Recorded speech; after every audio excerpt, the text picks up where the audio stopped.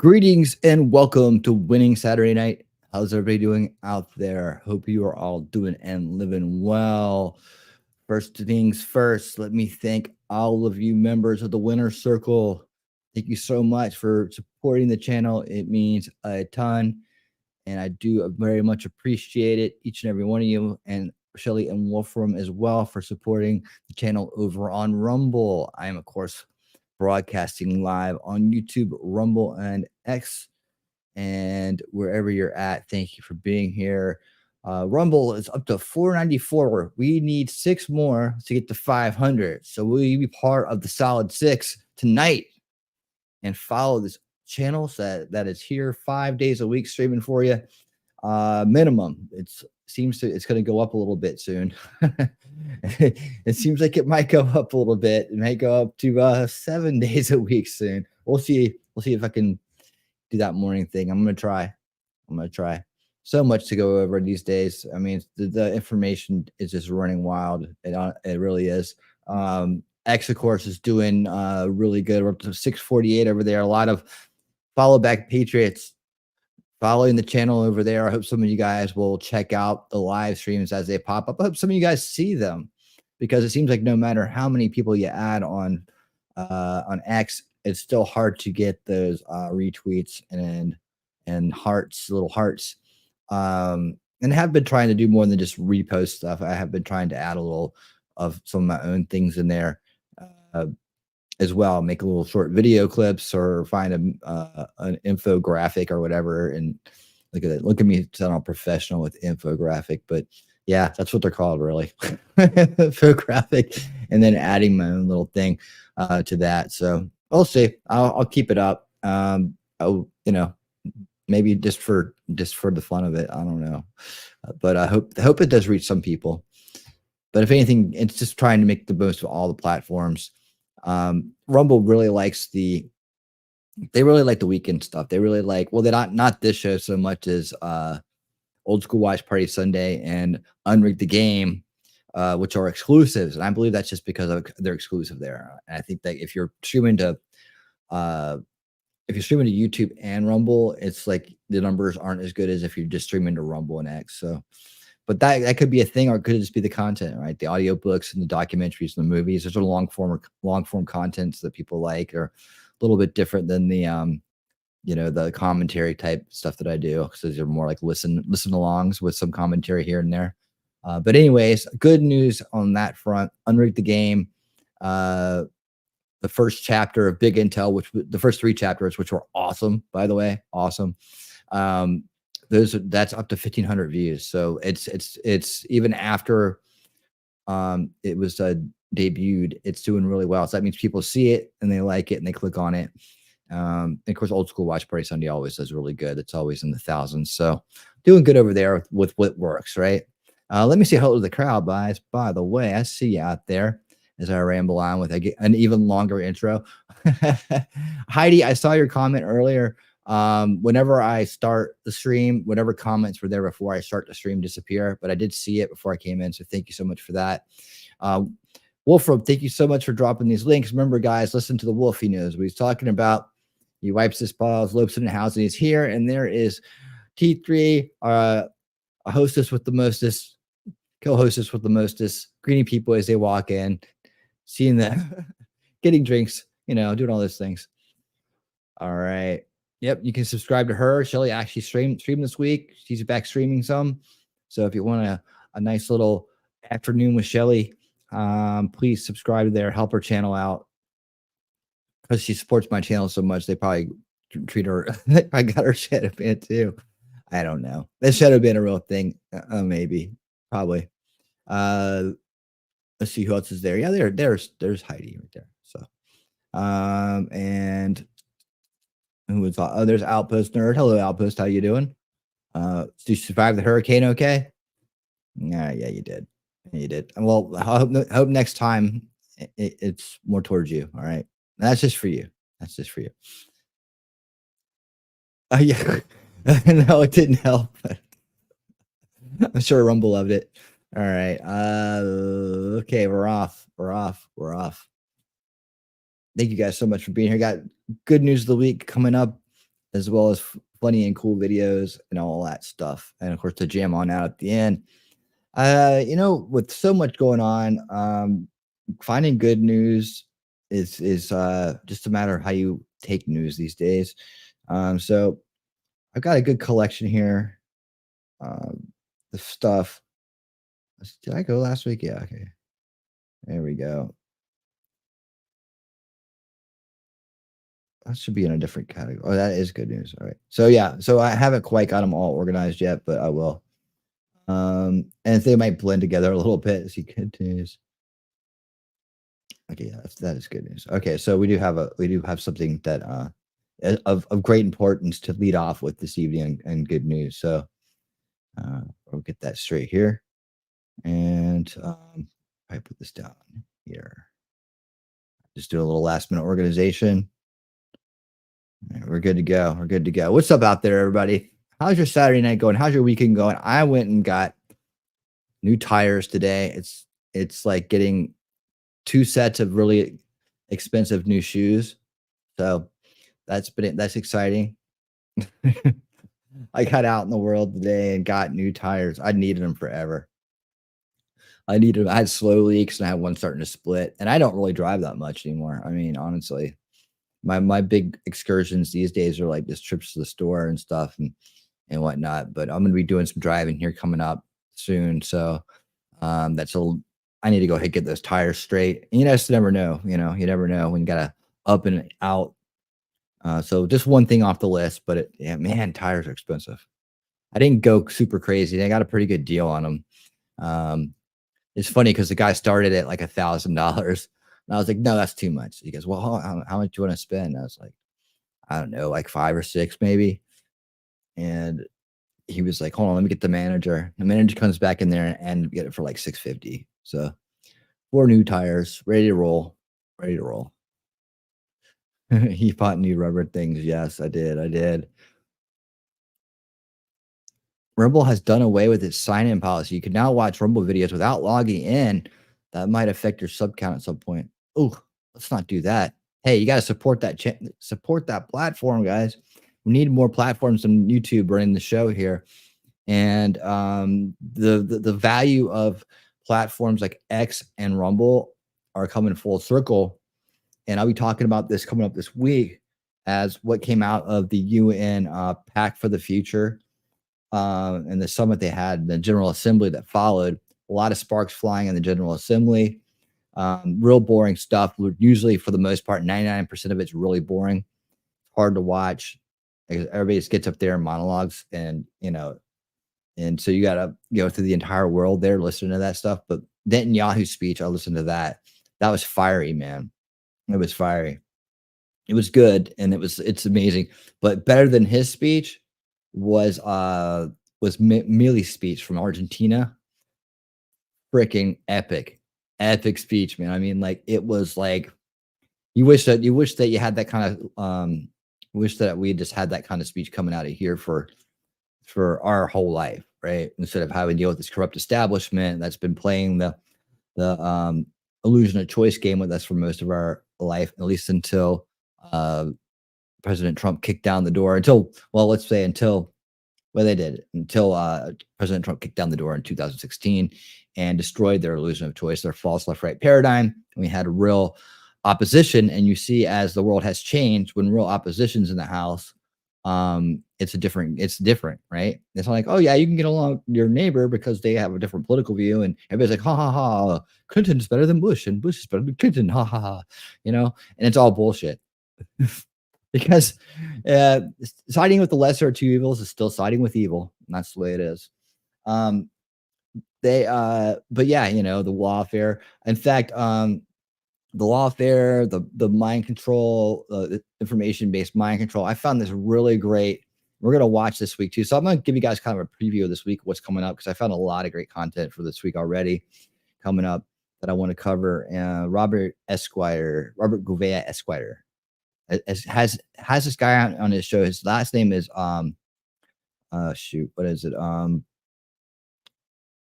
want to say Swarmy, but I don't know. It's not it. It's let me just pull this other playlist up. I have to like start sorting my playlist my 2024 playlist into categories now because like I have distinct categories for everything. So instead of sorting them, I'm gonna just make another folder, another playlist, and start sorting them again into individual playlists. So I'll have border crisis here, and I'll have election here, and I'll have all the other things here. World politics here. I guess that's one way to say it. Globalist invasion, border invasion. Um, but I have been enjoying the Glenn Beck content a lot lately. He's really changed, man. I can't really believe it. It's like I can't really believe it. He had this guy named Sweeney on it. James Sweeney, dude. This guy, I couldn't believe it. You know, like how like the other night when I saw that dude that Tatum played, the black guy who was talking about he was talking about how you know, the false narrative had him sucked in until he did his research, and then he figured out that that they've been lying to him, and that's what turned him around and got him out of that trance he was in. And then he played some of Yuri in his video. That guy, like my reaction to that, probably going to be the same for this guy Sweeney, ex-CIA lawyer, who's got the inside scoop on stuff, and he's also wrote a book, so where he explains about basically he didn't call it information-based mind control, but he's describing everything that I'm telling you guys about, like literally ex-CIA lawyer exposes deep state plot that stopped Trump. That'll be coming up on Tuesday. Yes, Tuesday for winning 2024, among other important topics. So look forward to that interview and analysis for myself. Freaking awesome. Great stuff, man. More about we got more from the border about the Kamala's visit. That was just a bunch of BS. I mean, dude, and dude, people out on X and her like little useful idiots are making such a big deal out of it. Or like she's like, oh, this is what's going on here with me. You know, she's all in front of it now. Like we're supposed to ignore that she didn't do shit for 3 years and actually caused all the problems we're having. Viva said it best in a post that I reposted on X. She thinks you're stupid, and if you vote for her, you're beyond stupid. Viva's really gotten spicy. He's changed a lot. he's he's changed, dude. He's just like he's dropping curse words, and he's angry little Canadian. Viva Fry is out there busting balls day in and day out. And you know, he's walking a little bit of the line, a little bit of the grifty line, but it's like for the most part, he's still the Viva that we, you know, the Canadian treasure that we all fell in love with. But he reposted this thing by this video by Kamala. It says the American people deserve a president who cares more about border security than playing political games. Yes, I agree. I am Donald Trump, and I approve this message. As president, I will bring back the border security bill that Donald Trump sabotaged, and will proudly sign it into law. You don't get to just proudly sign that into law. You have to pass it through the you know, we have a process there. And the reason why it failed is because it was a wolf in sheep's clothing, just like you. So that's what's going on there. Hilarious. All right. Let's see. Hey, what's up, Jacob Castro? I say hi to you. What's up, buddy? How you doing? Yep. Little play on words there. Yeah, I've been taking the whole like sensational outrage clickbait headlines and just applying it to winning Saturday night. So that's why you got the red sirens and the big words. But then if you really know what widespread panic means around here, you know that widespread panic is here every week. Hey, Memento, how you doing? Good to see you, my friend. Happy you guys are here. Let's have some fun tonight. Good news of the week and funny videos and cool videos and all that stuff. Oh man, how come that didn't save? Why did that not save? I had some bookmarks of some oh wait, I did save. Yeah, speaking of the hurricane this week, what a nothing burger for my area. Was really nothing going on here. But that's kind of how it works out. It's kind of how it works out for me. Every area I've ever been in has been like a bounce through or you know, die down kind of area. And by the time the hurricanes get to me, let's just say I don't have any stories to tell about them. It rained all the way leading up to before it got here. And then I slept through the night, didn't hear anything going crazy. Right. I woke up expecting to hear like loud pounding rain outside the window. And I open up I opened up the window and it literally was like just the wind was gently blowing and it was like dry outside. Like, really? And then I was like, "Oh, that's nice. All right." So I mean, I'll go back to bed for another hour, right? And then but as I ended up getting up, and then the power went off. So then it was out for like 3 hours, and that's when Shelly was doing her show. So yeah, that was my big hurricane crisis experience there. So nothing burger here in this town, and luckily my parents and my sisters and all that other stuff didn't. There was no problem with the families, my extended families, anything like that. So all good here, all good. Let me see. Hey, I see Thomas rolling here. What's up, Thomas? You know what? If you don't know who Widespread Panic is, you don't stick around to the end of the show. 'Cause for every almost every single end of the show, we play a Widespread Panic song. So unless you didn't know who that band was, my house band, Widespread Panic, featuring the world's greatest guitar player, Jimmy Herring. Um, some people I used to know really well. The let me see. No hurricane, just pneumonia. So you just had a hurricane in your lungs. I hope that's going better for you. Hope that's going better for you. Yeah, I like Viva. Viva's cool. Viva's the whole blame Viva for everything because he's the reason I got into like lawyer content, and that eventually led me over to Ricada, which I don't watch anymore really at all. It's just something interesting there. I really don't watch too many law stream shows anymore. I actually, you know what? I take that back. I do watch Joe. I do watch Good Logic, but he's not he just gives you the lawyer's perspective on things that I think are important, and we usually end up covering the same topic for the most part. I'm still friends with a lot of those guys. I knew them better in the beginning, back when LawTube was cool, right? And it was kind of hip or whatever. Everybody was getting along, now it's just Drama Central, and it's Law Fail now. But yeah, I made that whole series called LawTube is Getting Weird. Like a lot of work went into those videos, a lot of stuff. And, that's back when it was all fun. Now I feel like they're like, that's like anybody who's gonna like new to law team stuff and would watch them now and be like, what are these guys don't even like each other? I guess it makes the battle of the band seem and the singing battle seem more. It's a different take on it now. Back then it was a friendly competition. Now it would be like out for blood. It would be out for blood. I think everybody still matches up pretty good too. I guess for the most part in the bands. Although Nick and Drex don't talk anymore. Yeah, actually, Nick lost his whole band. He lost his whole band. But everybody else seems to get along great. So, the real stars of that series was Max Spear and Mean Copium, who aren't even lawyers. They were stars in that. They played in a lot of bands, so I always needed extra people. I need a rhythm section that could travel. And if you have ever been to music, that's music for you. Your rhythm section people tend to be in several bands. So unless you're in a big band that's touring and you're all dedicated to one cause, uh, that being your band and getting there and back alive, and that's the cause. Not losing your job, not going out of business, keeping an eye on your equipment and shit, not getting fired from venues. And it does happen. Yeah, great. Yeah, he's got great stuff. He's got a base takes, man. I like him. I like him. Yeah, a lot of people's dead. Yep, that's fine. I think everything it ran its course. It didn't turn out the way I thought it would, but that's okay. That's okay. Heidi says I got two of my nephews were in its path. One in Atlanta area, and the other in South Carolina has no power. And large oak on his house. Western North Carolina, South Carolina got hammered, trees down, floods, no power. Oh, really? Well, I'm in the same area as one of your nephews, and it was just dandy here. In fact, we've had storms here that weren't hurricanes that brought down branches and caused problems. I mean, I had a whole tree cut down in my front yard.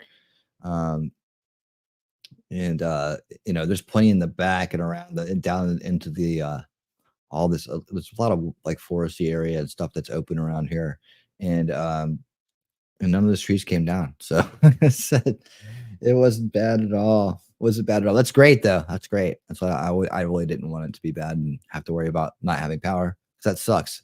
Especially when you're a streamer, and you need power to stream. Let's see. Yeah, Jacob. Follow Jacob's channel. Help grow his channel up. He's going to be doing more and more content. I bet. That's right. He still is. He's going to be our prepper go-to guy. That's what Jacob is. And you know what? I promised Jacob I'd show him this the other night. So let's relive last old school watch party Sunday. Let's relive our trailer one more time. And if I get hit for it, I'll just clip it out if they try to give me a. So Jacob, this is just for you. And if I just jumped ahead 14 seconds, then you know why. Listen, maybe I could sit in and sign a couple autographs.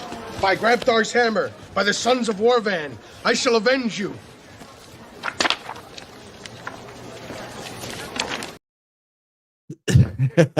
Good job, Jacob.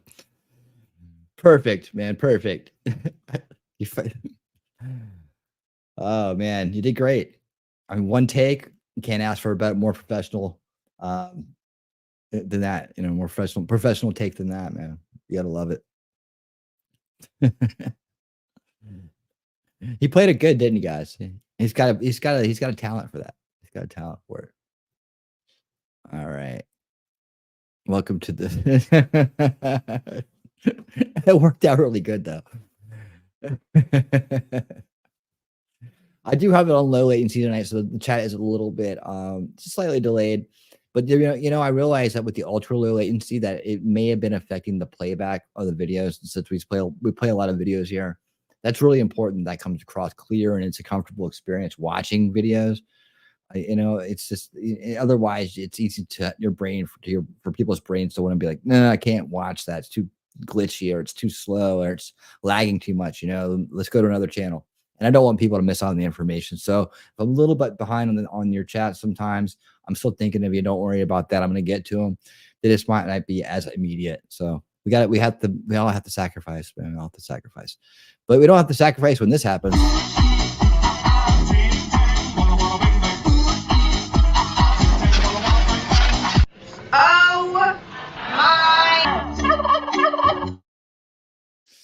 Talking Trash and Truths, thank you so much for the $10 super chat. Hit it, please, and thank you. And there you go.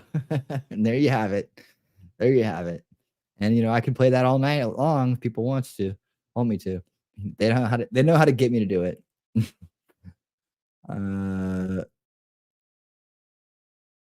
I got one of those. What are you talking about? Let's see. Oh, okay. Who was that? Okay, who was that as the actor who also played in Harry Potter? That was Jacob. That's Jacob. And you can catch Jacob on his own channel. He's on cam. So I didn't do anything that I wasn't supposed to do here. He's on cam. He's committed to every stream. It never stops. Okay, I got who the one asking for a chance to sit in, but but not the big guy signing. Not the guy signing. Not the guy. Okay, yeah. Okay, cool. Yeah, that's it. You got it. 357, what's up? How you doing? Comes in and says, hey, Shelly. He's talking about Alan Rickman, yeah. But it's actually Jacob Castro. And that was him. 357, what's up, man? How you doing? Good to see you. Good to see you. There he is. He says hi to everybody.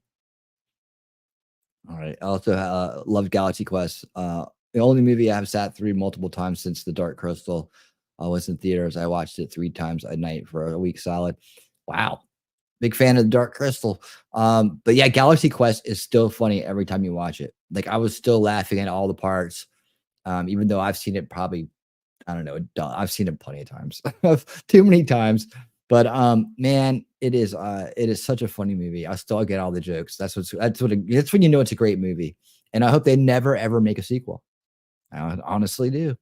Really good. 357. How have you been? What have you been up to? We haven't seen you in a minute. Tell us all about it. What you been doing? Yep, Alan Rickman. There you go. There you go. All right. Let's get this show on the road. Let's see. Yeah, you know what time it is.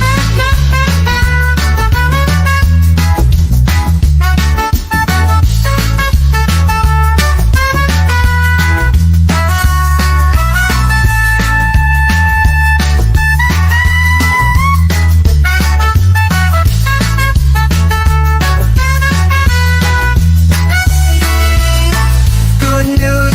Yeah, we're here to spread the word, bringing joy and love to each and every nerve.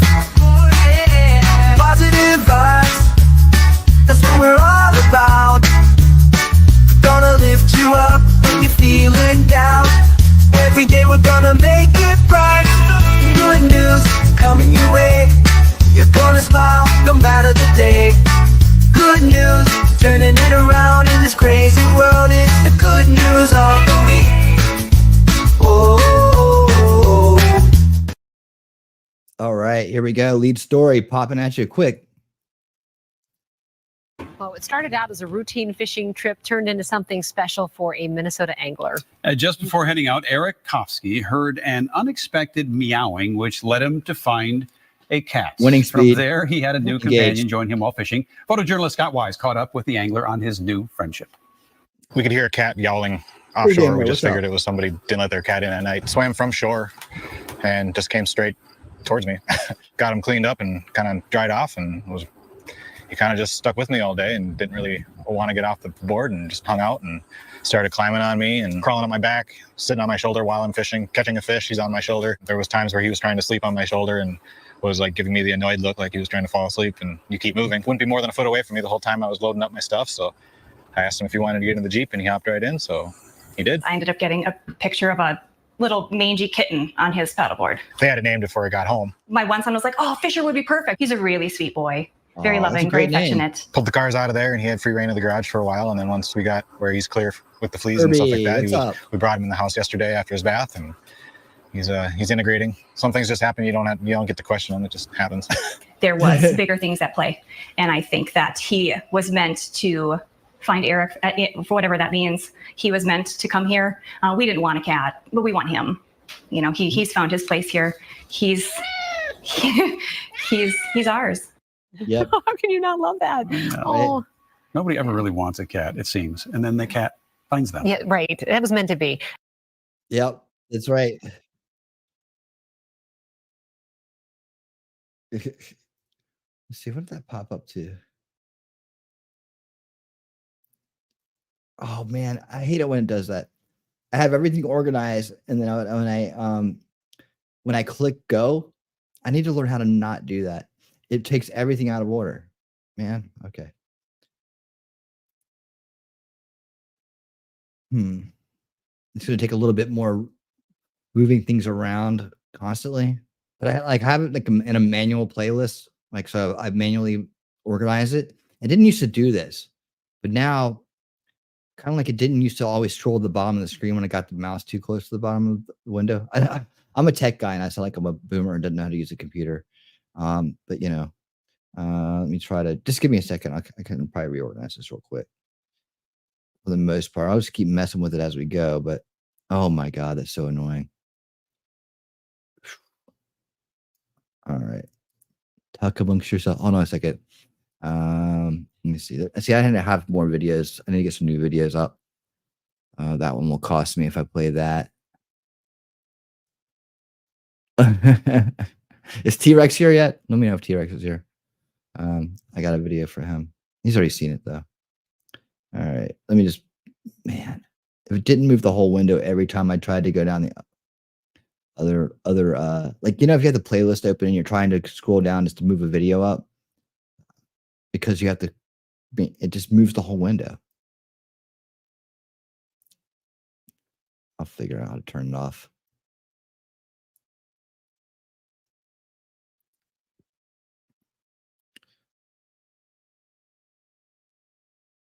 All right, let's do some more light news here at the beginning, and then we'll get into some of the other political good news of the week. There's lots of it. There's lots of it.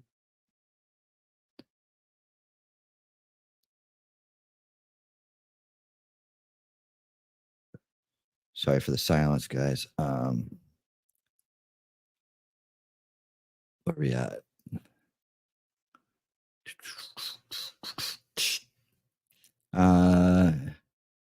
Right? I know. Cats do rule the world. Definitely rule my house. Yeah, I got things going on here. Cats don't understand. It's not a joke. Cats rule the world. They do. People don't adopt cats. The cats find them. and adopt them. I mean, the cat's fine and adopt the humans. Well, kind of like our new one. We went down to the shelter and got. He's the most hard-headed cat I've ever met in my life. Hard-headed cat. I don't know if he's going to get unhard-headed when he gets out of late kitten phase or not. He's almost a year old. And we got him like 6 months or something like that or so. But the other one, Snips, is she came and found us, and then she had kittens, so that's how we got Tiki. So now we have, and she's the one kitten from the litter that's still around. So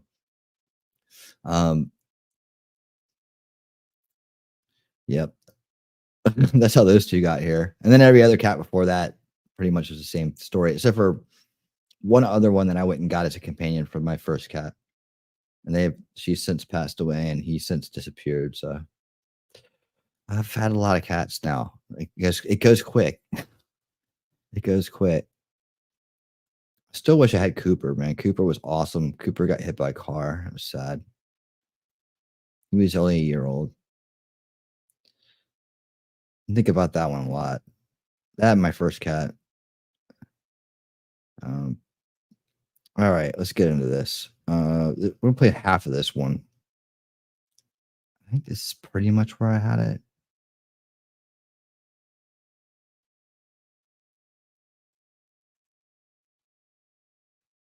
Yeah, that's pretty much where I had it.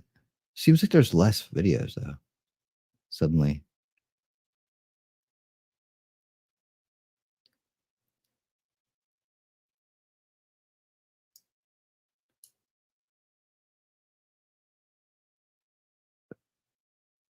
Sorry again.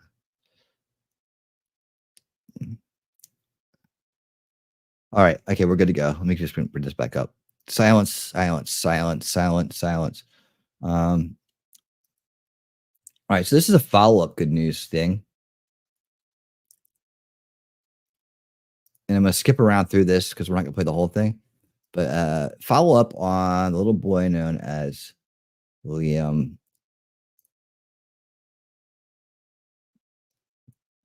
Liam the Castro. Yeah. Follow up on that story. That'll warm your hearts.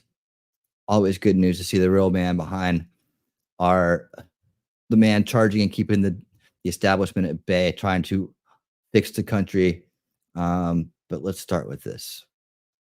Word that pops into your head when you hear the name Kamala Harris. Liar, liar, liar. Anything left over, just take it as tips, okay? Damn, go down a little. Just went down $100.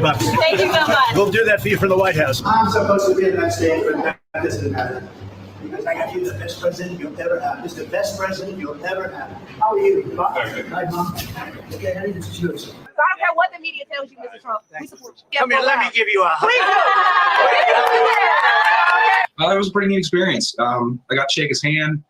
He was very personable. The inflation on groceries has definitely affected us. I remember I think it was late 2022 or early 2023, I remember coming home from the grocery store and telling him, I don't even know how to budget for groceries anymore because it's like every time I go to the store, they just go up and up and up. All right, y'all. Good morning, afternoon, or evening, whenever you're tuning in. I'm grateful to have you here. All right. Thank you, dude. Remember this one, right? Well, here's the follow-up. Remember he got all excited? Sure. He loves Donald Trump. It says, you don't have no idea how much he Dear loves Liam, Donald Trump. Happy 8th birthday. Mrs. Trump and I hope you enjoy this special occasion surrounded by the love of your family and friends.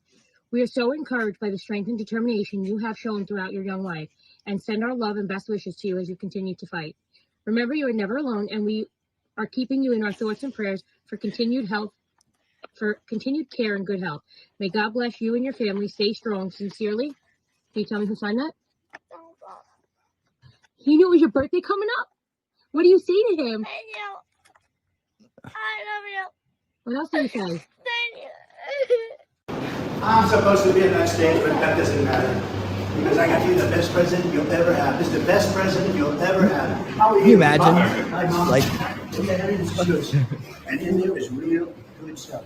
Okay? So beautiful. See, look at that. Look at these great photographers. We're going to have that picture of a life, okay? You and I. Is he going to come out and watch me? Of course. Because I left the stage in order to come and say hello to him. Especially you are. Okay? So beautiful. So you take care of Mom and Dad? Is it your sister, right? Here, what's the one right here? So why don't you do this? Take care of yourself. It's okay. I'm going to go right after this. Take care of yourself, honey, okay? I wish I looked like that. If I looked like that, I'd be president. Very beautiful little boy who went through hell.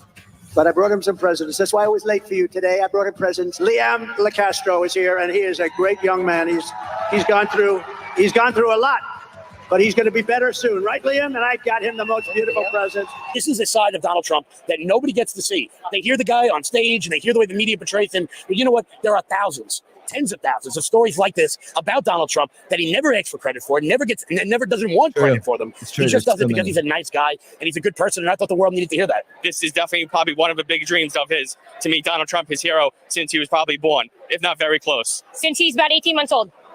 Anytime he sees him on TV, he goes crazy. He does go crazy when the other one's on TV, his opponent, and he lets loose on that, on how upset he is and how angry he is that they're running. And Donald Trump is his president, right? Held. Yeah. Man of many words. You say Trump. Trump 2024. Welcome so much to the Pulse. Thank you for joining us this evening. And let me just first say, God bless you guys. God bless you so much. I just pray that that things are looking up. And I just can't even believe and imagine, Liam, how you must feel not only getting a letter from President Donald J. Trump, but then getting to meet President Donald J. Trump. I saw you weren't really even looking at the box that the president was trying to hand you. Your eyes were fixated on him. Mom, tell us, was he just shocked? How long did that last? Is he still pinching himself? What's going on in your household? Yes. So he's still in shock that he met Donald Trump. I tell you, the video, every time I watched that first video of him getting that letter, just melted my heart. And then to see the president reached out and said, I want to meet this young man. I got to meet Liam, and his eyes just so big, just fixated on President Donald J. Trump. What was that like for you, Mom, to get to just be acknowledged, encouraged, inspired by Donald Trump himself? It was an incredible feeling. Watching my son's expression just melted me. I definitely cried. I think America cried with you, both during the video of Liam opening that letter and could hardly just talk, and then he says, Donald Trump. And then to get to see President meet Liam in person and you guys in person. Very cool. What stood out to you maybe about that? I know it was just a brief interaction, but what stood out to you about getting to meet with President Trump backstage that day? To be honest, he got down to Liam's level. He went straight to Liam. He addressed Liam. It wasn't about anyone else in the room but Liam. Yeah, I've felt the same thing. I've had the opportunity to meet President Trump multiple occasions. And every single time he's talking to you, it's like you're the only person in the room or on the planet, even though he's probably the most important person on the planet. But it's very personal. Yes. Liam, any words that you could say about how meeting President Trump made you feel, or what are you thinking about President Trump today? I do not know.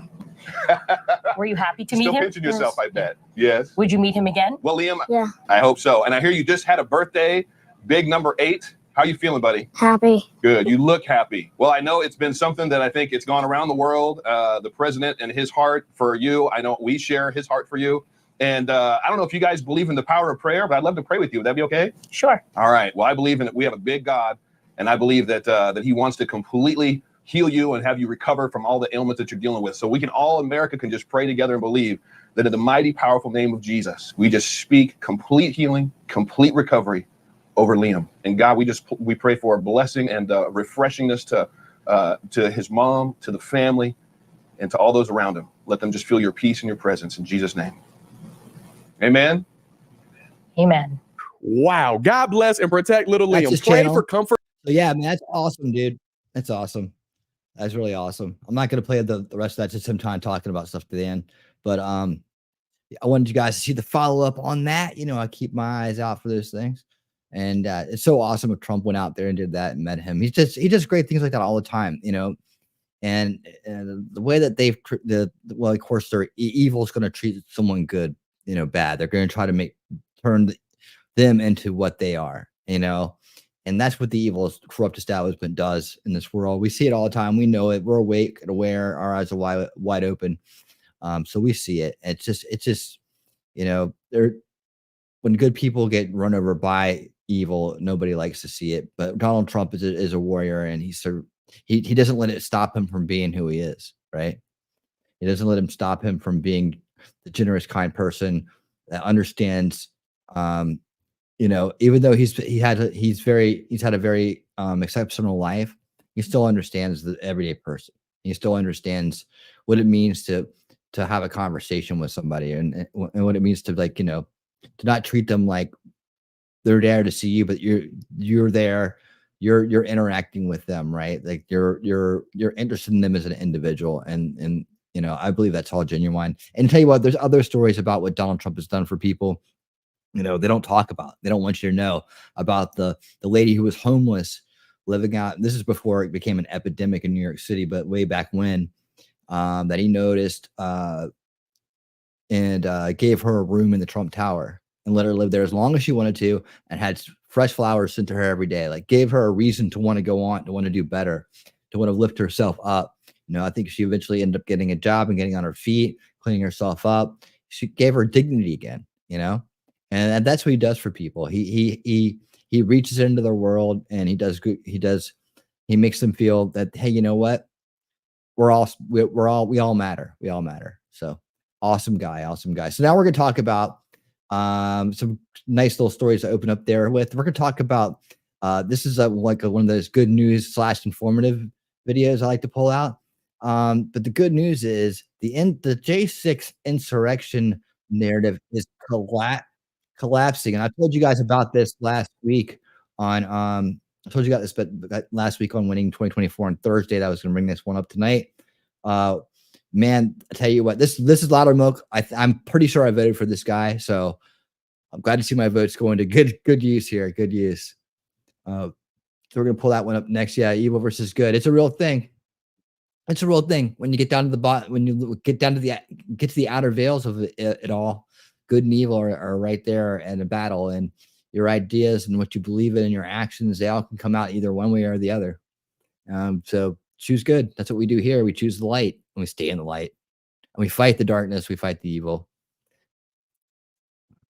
So Trump really does go out of his way to make real connections with people. Yeah, he really does. There's people that, you know, have that ability, and he's so sincere about what it's sincerity. It's really sincerity. It really comes from his heart.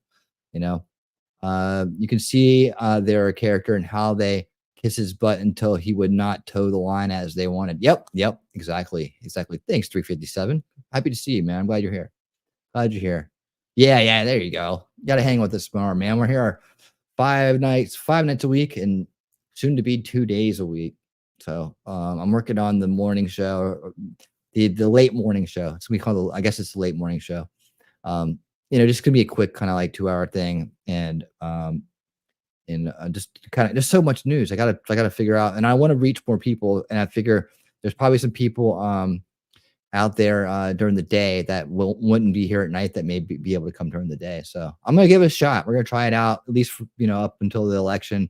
I told the crowd, I was like, get active. I was like, I'll just double down on what I'm doing, and we'll see if that helps. So he says he has every reason to be a nasty piece of work and turn his back on everyone. I don't know about that. Jesus. Everyone after what he's been put through. I mean, I get it. Yeah, it could run a weaker person off. But he doesn't. He comes out and smiles and has fun and is genuine. Yeah, he can't let people see that. I'm sure it bothers him. I'm sure it bothers him in a lot of ways. In fact, you saw a little bit of that in that press conference. Well, when he was talking about how they come after me, they say these things. Was it the debate? They come out. I don't know. That's the one time I saw him like show that that gets to him. That it hurts me because I really am not these things they say about me. I'm really genuinely love people, and they make me out to be this bad person that I'm not. And they've convinced a lot of people, and that really hurts them. And that's when it's a good person, because a bad person wouldn't care. And that interview that I'm gonna do on with Robert Guevara and the ex-CIA lawyer on Tuesday, that's going to come out in that. Like that, I'm telling you, that interview, when I get on here and I start talking about the same thing I'm going to show over and over again, like I keep mentioning it, it's really good. It's really good. Like I'm like, wow, I wish I'd ran into this guy a long time ago. Anyways, I'm talking about the guy he's interviewing, James. Yeah, man, I got to look it up again. Swarmy, yeah, something like that. Anyways, Sweeney. That's it. James Sweeney. Now I said it 3 times. I'm going to remember it. All right. So anyways, J6 narrative collapses. New testimony release. If you didn't catch this, man, you're going to love this. Check it out. With us. He is going to talk to us a little bit about Representative Barry Loudermilk with us. He is going to talk to us a little bit about the newly released transcripts from January 6th and the transcripts that show what Donald Trump said in the days leading up to January 6th, urging the Pentagon to take extra security measures to keep January 6th safe, and they didn't do it. Representative from Georgia, Barry Loudermilk. Barry, how are you? Good, Glenn. Appreciate you having me on again. You bet. So tell me what this is actually showing us, because it's not just, if I may read the president, what he said, there's going to be a large amount of protesters here on the 6th. Make sure that you have a sufficient National Guard or soldiers to make sure it's a safe event. I don't care if you use Guard or soldiers, active duty soldiers, do what you have to do. Just make sure it's safe. That's what the president said leading up. What? And yes. Go ahead. And that was a sworn testimony by General Milley to the Department of Defense Inspector General. And that conversation happened on January 3rd, 3 days leading up to January 6th. And when did he testify to that? He testified to that, it would have been later in 2021, to the Department of Defense Inspector General. Now, what got us in this direction is we were investigating the 2 delays of National Guard coming to the Capitol. There was the first delay because U.S. Capitol Police Chief Son, he sensed the same thing the president did. There's going to be a lot of people here. We're in the middle of COVID. A lot of the Capitol Police officers are being quarantined or they're sick. He didn't have a full force. He wanted some additional forces and requested D.C. National Guard. Now, that requires an official request for the D.C. National Guard because the president can't just deploy military forces without a request. It's a separation of powers issue. Under current law, that had to come from the Capitol Police Board, which pretty much Pelosi is going to be involved in that decision making. But for whatever reason, his request was denied internally within Congress. So he had made a request. Even on to January 6th, he had made requests, like when the outer perimeters were breached, he wanted National Guard. That was denied. That was denied. Finally, when shots were fired in the Capitol, even Democrats were like, well, we need help. At 2:30, the formal request was made to the Pentagon, send the troops. Now, we already know, as you just brought up, that President Trump had ordered the National Guard to be ready for deployment. That was the order. That's what General Milley said. And we know that they took that seriously because the National Guard on January 6th was mustered at the Armory less than 2 miles away from the Capitol with riot gear ready to deploy. They were already there. So we know that somebody took that seriously. So, but from 2:30, when the request was made, there was about a 3-hour delay before the order was given for the National Guard to deploy. That's what we started looking into. Now, the IG started looking into that as well, the Department of Defense IG. Their report was the National Guard wasn't ready. That's why they didn't go. It was the National Guard's fault. Well, we started having senior officers and enlisted members from the National Guard coming to us as whistleblowers saying that isn't at all what happened. So we started launching an investigation into the DoD IG report. And after this has been months and months of battle with the Department of Defense. And quite frankly, that's the 800-pound gorilla in this town. I didn't think we were going to get anywhere. But Providence, something broke loose, and they provided us all the evidence that they had acquired, the DoD IG, in their investigation, which was 44 transcribed interviews under oath. When we got those, we realized this was a huge cover-up because they were the National Guard was purposefully delayed by the Pentagon. They did not want the National Guard here. They didn't like the optics. Some were, but that was most of. Nobody liked the optics, but we didn't have senior officials who were saying, my ultimate plan was to make sure the National Guard never got anywhere close to the Capitol. Jeez. So tell me about Christopher Miller, because if I'm reading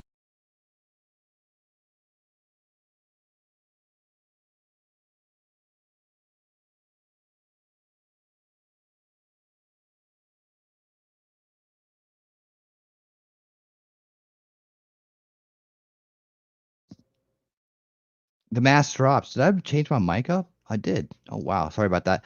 It's like, yeah, so they mind controlled so many people into believing that J6 was an insurrection, right? Like they already had. When you saw it, we could see it, right? Because we've been around for a while. We know this stuff. Maybe some people here are newer to the side of the veil, right?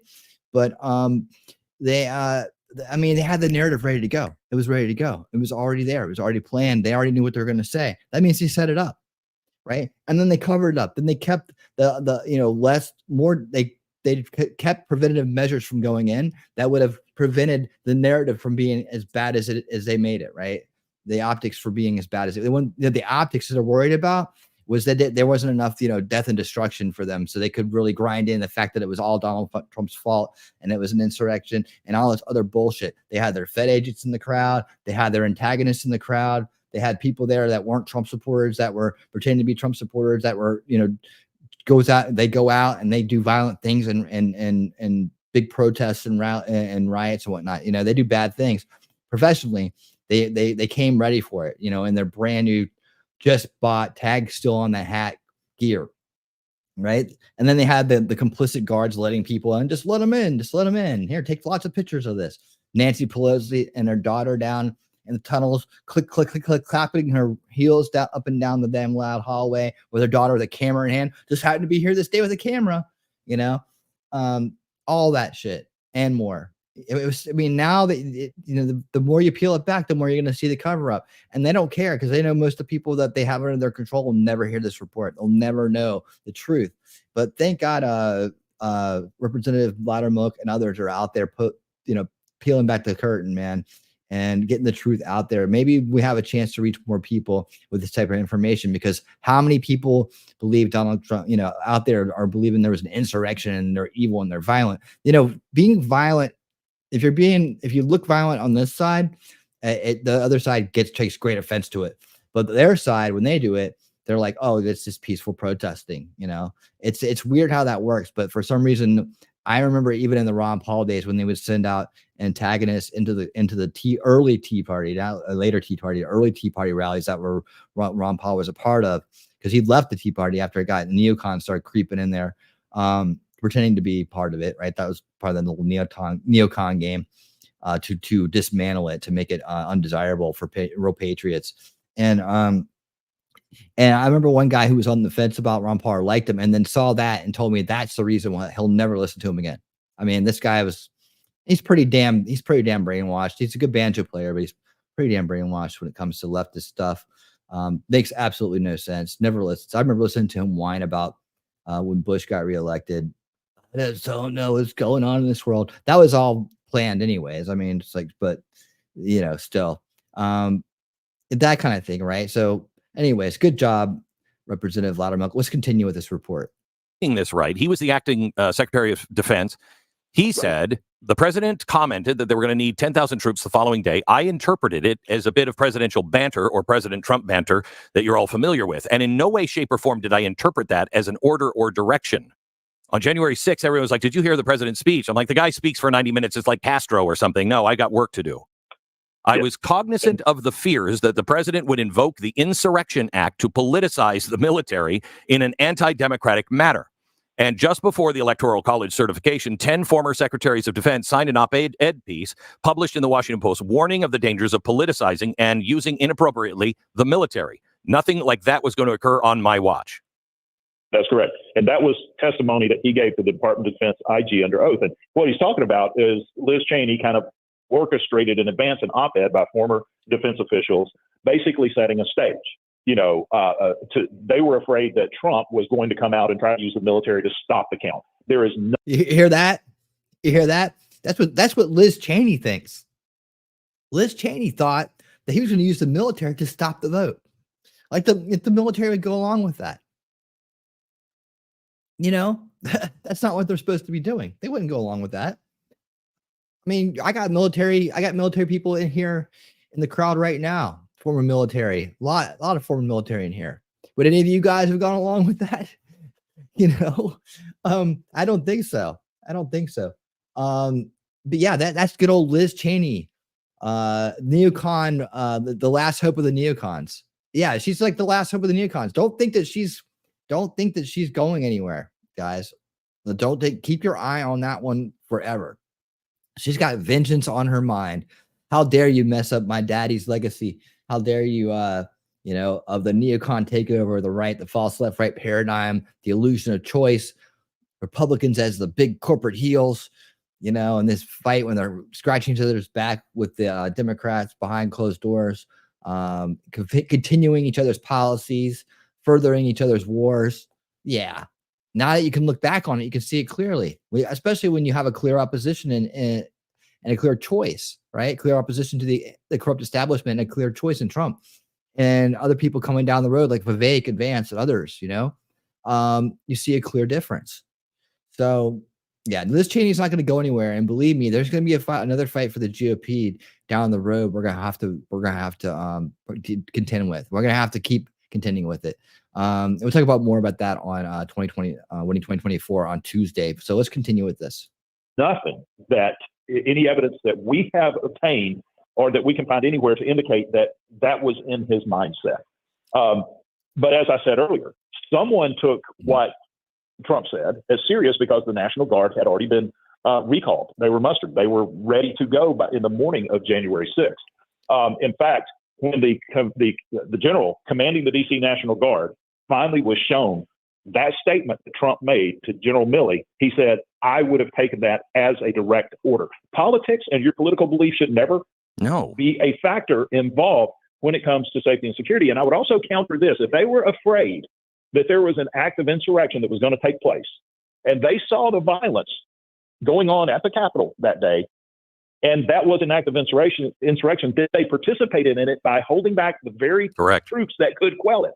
And, there's one thing about taking an order that is constitutional and one that is not. So, in other words, if he said, look, there's going to be a possible riot, we need 10,000 troops there, let's make sure the Capitol is safe. Okay, well, I'm worried that he's going to use those troops for something else. No, because the military has to execute what the president says unless it's an unlawful order. Then it is their responsibility to not say, well, I was just following orders. In our country, you don't have that excuse. So if it was an unconstitutional order, the Pentagon could have stopped it, correct? Right. Instead, they were just subordinate, right? Is that the right word? Not only... I think that's right. Okay. It's subordination, but also premeditated.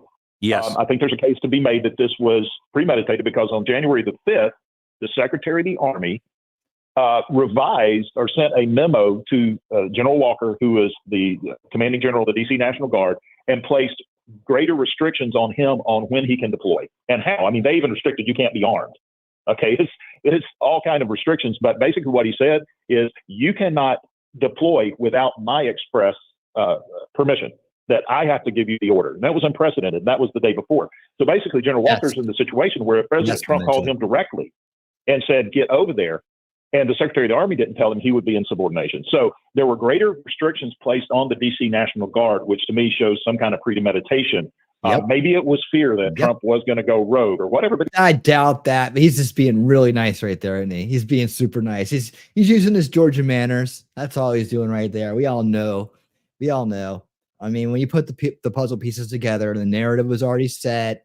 They knew. They said that the optics, right? That's just their. They didn't say what kind of optics, did they? They didn't want the optics of the National Guard being down there. Oh, we must look out for the secure-based safety. Optics, and then it's an insurrection. How about that? He's still the commander-in-chief, and the request was to get National Guard there to help keep the Capitol safe, not to participate in anything, but to help keep it safe. You can't convict somebody of future crimes. You can't say, well, this is what he intended. No, what he said as the commander-in-chief is keep the Capitol safe. Now, if he would have said, you know what, go in and tell Congress they are going to. No, Mr. President, that's unconstitutional. I will not give that order. And if he got on TV and said, I'm telling them now to go in, the American people would not have been with him. They wouldn't have been with him. Right. No, not at all. But there's so many angles to this here. One is, how did the DOD-IG, out of all this exact same evidence that we're looking at, how did they come up with a report that it was the National Guard that was the problem? I'm still getting my head wrapped around this. There is no way you could come up with that conclusion unless you're just trying to cover for people who did things they shouldn't do, senior officers, senior civilians within the Department of Defense. And so we're asking of the Department of Defense IG, how can this be? And when are you going to correct this? Of course, their response is, we don't see any need to correct it. But we have now made all this public. People can make this decision for themselves. I've said from the beginning, I'm coming to this from an unbiased opinion. We're going to just get the facts out there and let the facts speak for themselves. And there's another angle to this that's a problem. There are senior executive level folks in the DOD that testified one thing to the Department of Defense IG, but testified differently to the Select Committee on January 6th. They shall go to jail. They're under oath. And And so this is something that we're starting to look at now, doing a side-by-side comparison. Did their story change? Did they have a better understanding?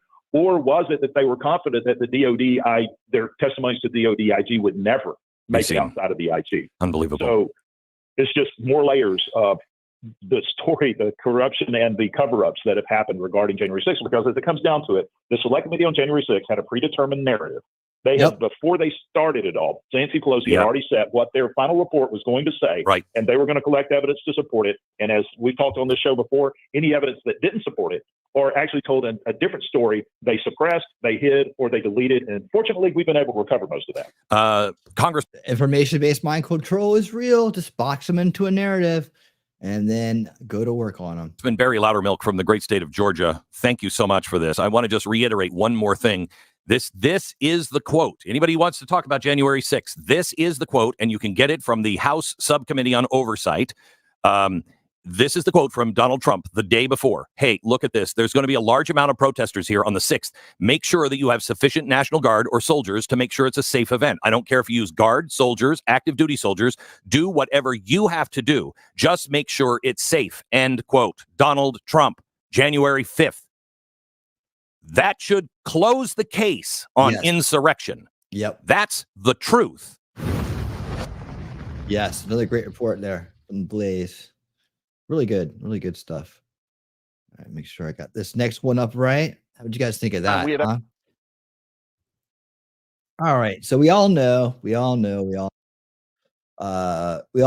know who went to the border this week. Finally, 3.5 years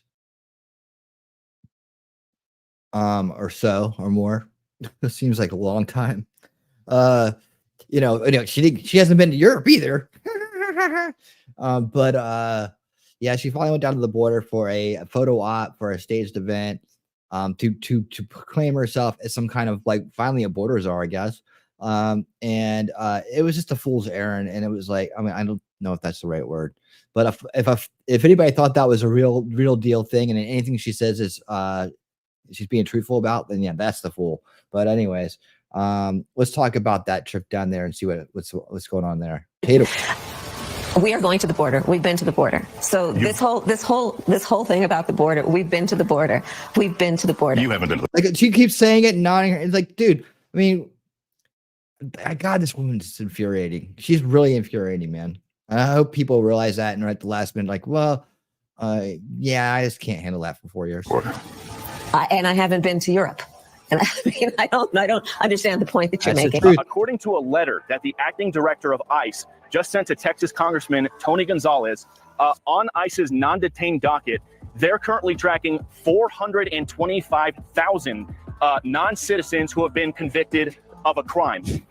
Oh, okay, Vice President, there wasn't a single thing that I just want to stop that on that real quick. I saw this when it first came out, and I grabbed the screenshot of that, but I just posted the video instead of putting the screenshot out. I probably should put it out. I mean, do you guys realize what this looks like in real life? I mean, I don't think a lot of people. I know you guys do. I'm asking you the question, but I don't think a lot of people out there in the first veil and the establishment narrative realize what this looks like in real life. Like, if this many people came marching down the street, what that would look like, you know? I don't think it just people in numbers and they have a hard time, visualizing things. Okay. You guys remember with Lord of the Rings or whatever?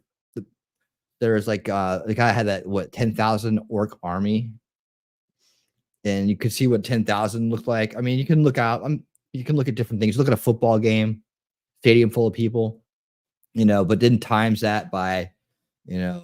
I mean, that's what it looks like, and then we hear more and more reports. We're going to go over a lot of reports this week about small town infiltration. Like, I found a place in Alabama that's in the preliminary stages of being invaded. Like, literally the citizens got out in front of it, and I don't know they're going to be able to stop it, but they realized that their city council guy or whatever had signed them up for a big old influx of immigrants. I think from Congo or something like that. I don't know. We have to look at it again. But I just caught it, and I caught that city council meeting, and I got some of those statements from them. And there were people there that had left other towns that had been invaded and came there, and they were begging and pleading. It's going, you don't understand what you're doing. You know, I mean, at least 3 people in that crowd had been through it already.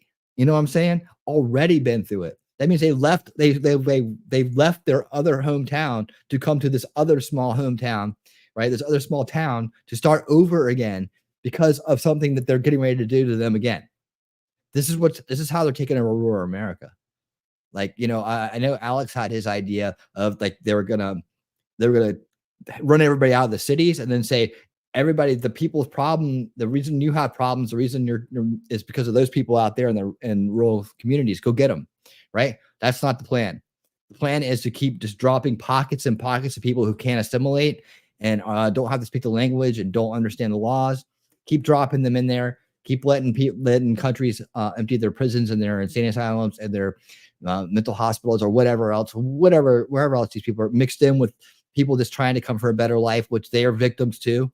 Like, we have to stop this invasion for the sake of those people who are being used and the kids that are mixed up in it, like we saw with the muckraker report we did on Thursday.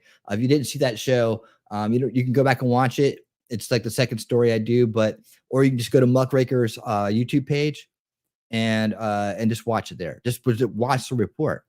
Like, but you'll understand this child trafficking thing that's going on, man. It's horrifying. And the part that eats me alive is that we're paying for all of it.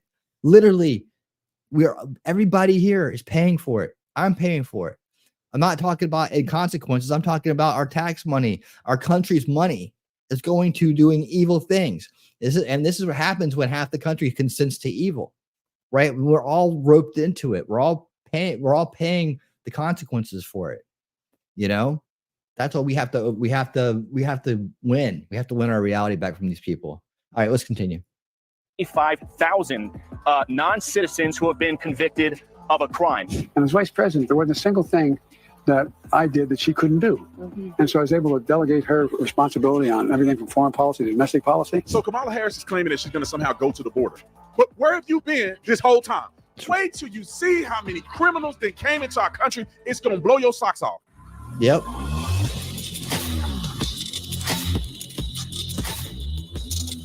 Quick start. This video is brought to you by ground.news/Tatum. We'll get to that in a minute. Let's get into this. Ladies and gentlemen, Kamala Knee-Pad Harris. Knee-pad. Indian cuisine Harris. I don't know. She's so fake, man. I looked at a collage picture of Kamala Harris's family and all of her family photos, and I wonder, have you guys noticed this? And her race is really irrelevant. It's the fact that she's lying about it that's the problem, right? I don't care if she's Indian. I don't care if she's whatever, Asian. She can be whatever she want to be. I don't give a flying flip. You know, your boy Vivek Ramaswamy is an Indian, and I'm not mad at him. I like him. Right. So I don't care nothing about the race part. But when you lying and being fake about it is the crazy thing. Every time I hear her talk about an interview and her being raised, she never mentioned her dad. She only mentioned her mom. And then when you see all these family photos, you like see pictures of her in an Indian family. And I think she was passable as black because her dad was black, that she somehow started to buy into black culture in her younger years.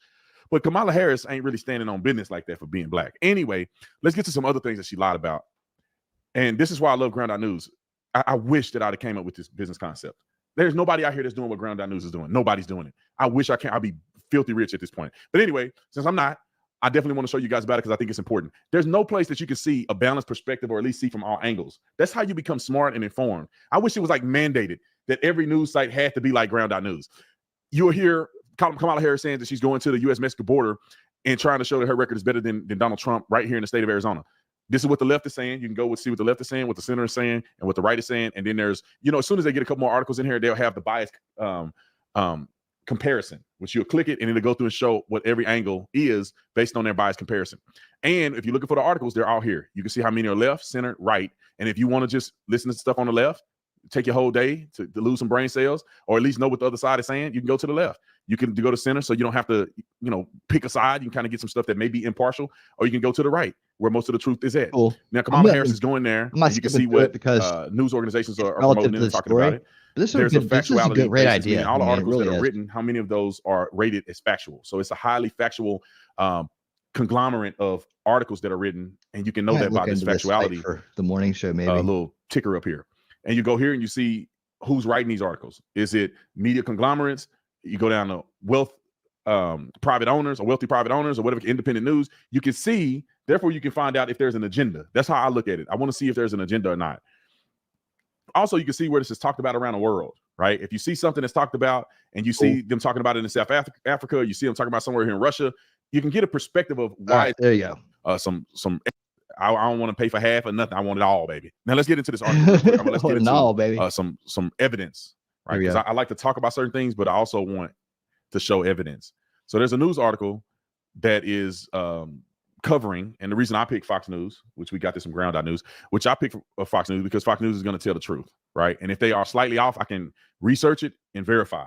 These other organizations, they completely lie to you and they scrape the lie off the internet. Roll the clip. Yeah, and Sandra, bear with me. We just got these numbers moments ago, but it's a jaw dropper to say the least. So to set the stage here, let me just explain what these numbers mean. ICE has something called a non-detained docket. Essentially what that is it means migrants who were encountered by DHS but are no longer in federal custody. So who's on this non-detained docket? It's illegal immigrants who were caught and released at the border, released with a court date years away. They're in immigration proceedings, combined with illegal immigrants who have already been ordered, deported from the country by a judge, but are still here roaming the country. So keep that in mind, this non-detained docket. Now, according to a letter that the acting director of ICE just sent to Texas Congressman Tony Gonzalez, on ICE's non-detained docket, they're currently tracking 425,000 non-citizens who have been convicted of a crime. Think about that. They're trying to track down 425,000 people who have been convicted of a crime. I'm gonna let them finish, and then I'm gonna show you how significant that number is. Of that number, over 13,000 non-citizens have convictions for homicide and are on the non-detained docket, meaning they're roaming the country right now. On top of that, there are another 15,811 non-citizens convicted of sexual assault who are roaming the country right now on ICE's non-detained docket. Now let's put this in perspective. If these numbers right here don't make you want to throw up and rebel, I don't know what will. Let's put the cities on there, because I want you to know in the United States of America, the population of entire cities are reflective of criminals that are roaming in our country on a non-detained list. Remember that number was 425 or something, like 425,000 people. Now I want to put this stuff in perspective, right? That number was 425,000 criminals. We saw about 13,000 are wanted for murder. 400-some thousand criminals roaming the United States of America after committing crimes, and ICE is looking for them. Memphis, Tennessee got 600,000. Baltimore, Maryland is a huge city, got 500. Let's go down a little bit. Tucson, that's almost as many people that live in Tucson, Arizona. That's like if every Tucsonian had a criminal record that's wanted for a crime. But let's go down to some more ones that are close to this number, right? You got Miami at 455. That's like almost everybody in Miami is wanted for murder. I mean, not murder, but wanted for a crime that they committed. That's like if you put these people together, that can cover almost the whole city of Miami of illegal criminals. Let's just keep going. I want to keep you find your city on here. Long Beach, California, Oakland. Almost more people in Oakland. Then we got Minnesota or Minneapolis. You got almost the same as the city of Minneapolis. Bakersfield, more than Bakersfield, more than Tulsa, Oklahoma, more than Tampa, more than Arlington, Texas, Wichita, Kansas, Aurora, more than, I mean, then it get crazier. Let me find one of these cities that is twice as many. Let's go back to Arizona. You look at, Madison, Wisconsin. Almost twice as many people that's in Madison, Wisconsin. Chandler, Gilbert, Reno, Buffalo, New York. Twice as many people that live in Buffalo, New York are wanted fugitives. Now, Lubbock, Texas is small. Irving, Texas. Let me see if there's Scottsdale, Arizona, where I live. Double Scottsdale. Y'all, I can't imagine. I'm going to get to the next point. Boise, Idaho. I can't imagine that these people number as many as in Miami, Tucson, dang near. Do you know how many people that is? And they're criminals wanted, many of them for violent crimes. 13,000 murderers? 13,000 murderers, man. 15,000 people wanted for sexual assault. 15,000. It doesn't stop there. Those are convictions. The ICE director also says there are currently just under 1,900 non-citizens on the non-detained docket who have pending homicide charges. who are roaming the country, and another 4,250 non-citizens Not who have detained. pending sexual assault They charges are up who to are almost a roaming the million. country on the non-detained docket. So, and these are people with pending charges. So with quarters of a pending million. charges and actual convictions that never showed up to court or are roaming around or whatever it can be, you have, what's the numbers together? 600 some thousand? What was that? What was that? Was it 420? So like 640 something? 647? The mathematician over there? 647,000 people. That's bigger than Miami. That's bigger. Let's go back to our state chart. If you put them both together, let me see what city can we make a comparable draw a comparison to. Let me go up a little bit. Around 600 and something, 640. You're talking about almost the size of Las Nashville, Vegas. Washington, D.C. Las Vegas.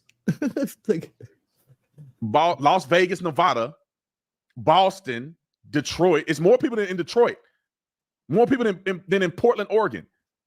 More people than in Louisville, Kentucky. Yeah, but there's no border crisis between people who are until convicted it's and time wanted for the election. criminals. And Kamala Harris, swear to God, she at the border doing something. Right? It's freaky. Let me finish. Let me finish. people's eyes might be glazing over right now with all the numbers we just threw at you. Just to put it in a nutshell right here, what we've learned from the acting ICE director via this letter to Congressman Tony Gonzalez is right now there are over 13,000 illegal aliens convicted of homicide who are roaming the United States right now. There are another. I swear to God, I watch a lot of this stuff. And sometimes I'm just sitting here thinking, I cannot believe this is actually happening. Like, you know, we knew it was coming, but now it's here.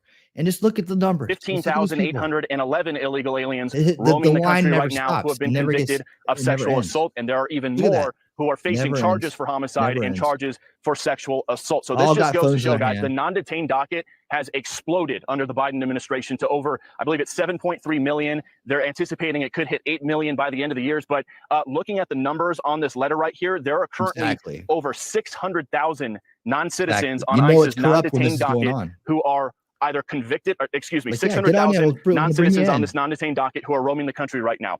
Of that, 425,000 have already been convicted of. Look at all these dudes. Look at all these dudes. Crimes. 222,000 are pending crimes. And again, the most serious crimes we just told you about, over 13,000 convicted of homicide, over 15,000 convicted of sexual assault. And honestly, that is not a surprise to hear, given these horrible headlines we keep seeing popping up in multiple parts of the country almost every day now of a horrible sexual assault or a murder or another violent felony committed by an illegal. And I know this is good news, right? This is a good news segment. And a lot of this is like not good news. It's like this awareness of what's going on and more adding to our knowledge of it. You know, the good news is that no one's going to buy into her bullshit. This is really going to backfire on her, I believe. But I tell you what, on the other hand, when people like Tim Pool and others, which are heading towards civil war, right? All this stuff. Like, I don't think he realizes he's right and he's wrong at the same time. It's not the civil war you think's coming, right? At these numbers, it's going to be basically us fighting an invading army. You know, it's going to be the civil wars going to be between the citizens and the illegals, and that's going to happen if we don't get Trump elected and he's doesn't take swift action to get rid of these. I mean, if we don't take care of this in a civilized way, that's what it's going to lead to. That Timmy will get his civil war, but it won't be the one he thought he was going to get. And I tell you what, hiding out in West Virginia ain't going to save his ass either. You know, it's going to be a weird time in our lives if we don't get this straight in a civilized way. Alien who is often caught and released from custody. And the jaw dropper here too, guys, is all these numbers we just rattled off.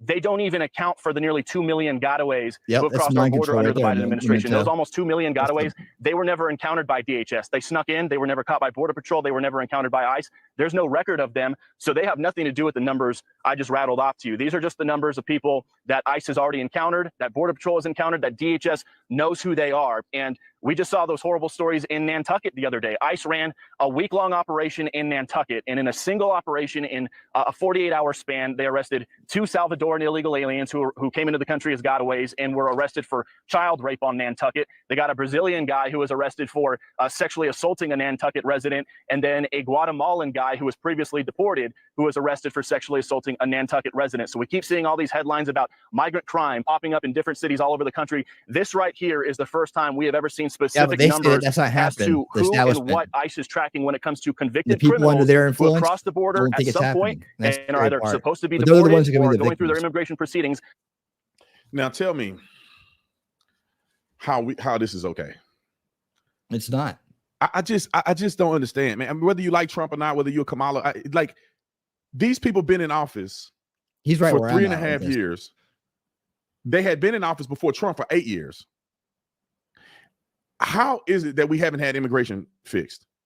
And God is my witness. I put my life on it. I remember hearing Kamala Harris say this at the beginning of their term. This is not a problem. There is no crisis at the border. Democrats ran amok. We like, what do you mean there's no crisis? It's fabricated by Republicans. There's no crisis at the border. She said that. It's just people looking for an opportunity. What? 400-some thousand people that should be in jail right now? That even if they went to jail, why do we have to house these people? 13,000 people, if they go to jail for murder, where are they going to jail at?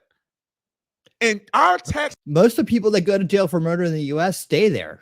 I mean, they don't really get out. Not that much. I mean, they usually stay there for life or a death penalty or something. They're usually in there for the remainder of their years. Yet these 13,000 that we know of, these are from the non-detained.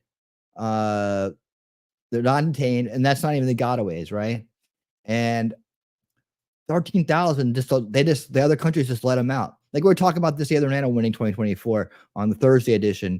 We were talking about how, Venezuela is not a friend of the United States. This isn't a country that we're friendly with, right? We have conflict with this country. And so a soft weapon of mass destruction is just to unleash all their worst people on us.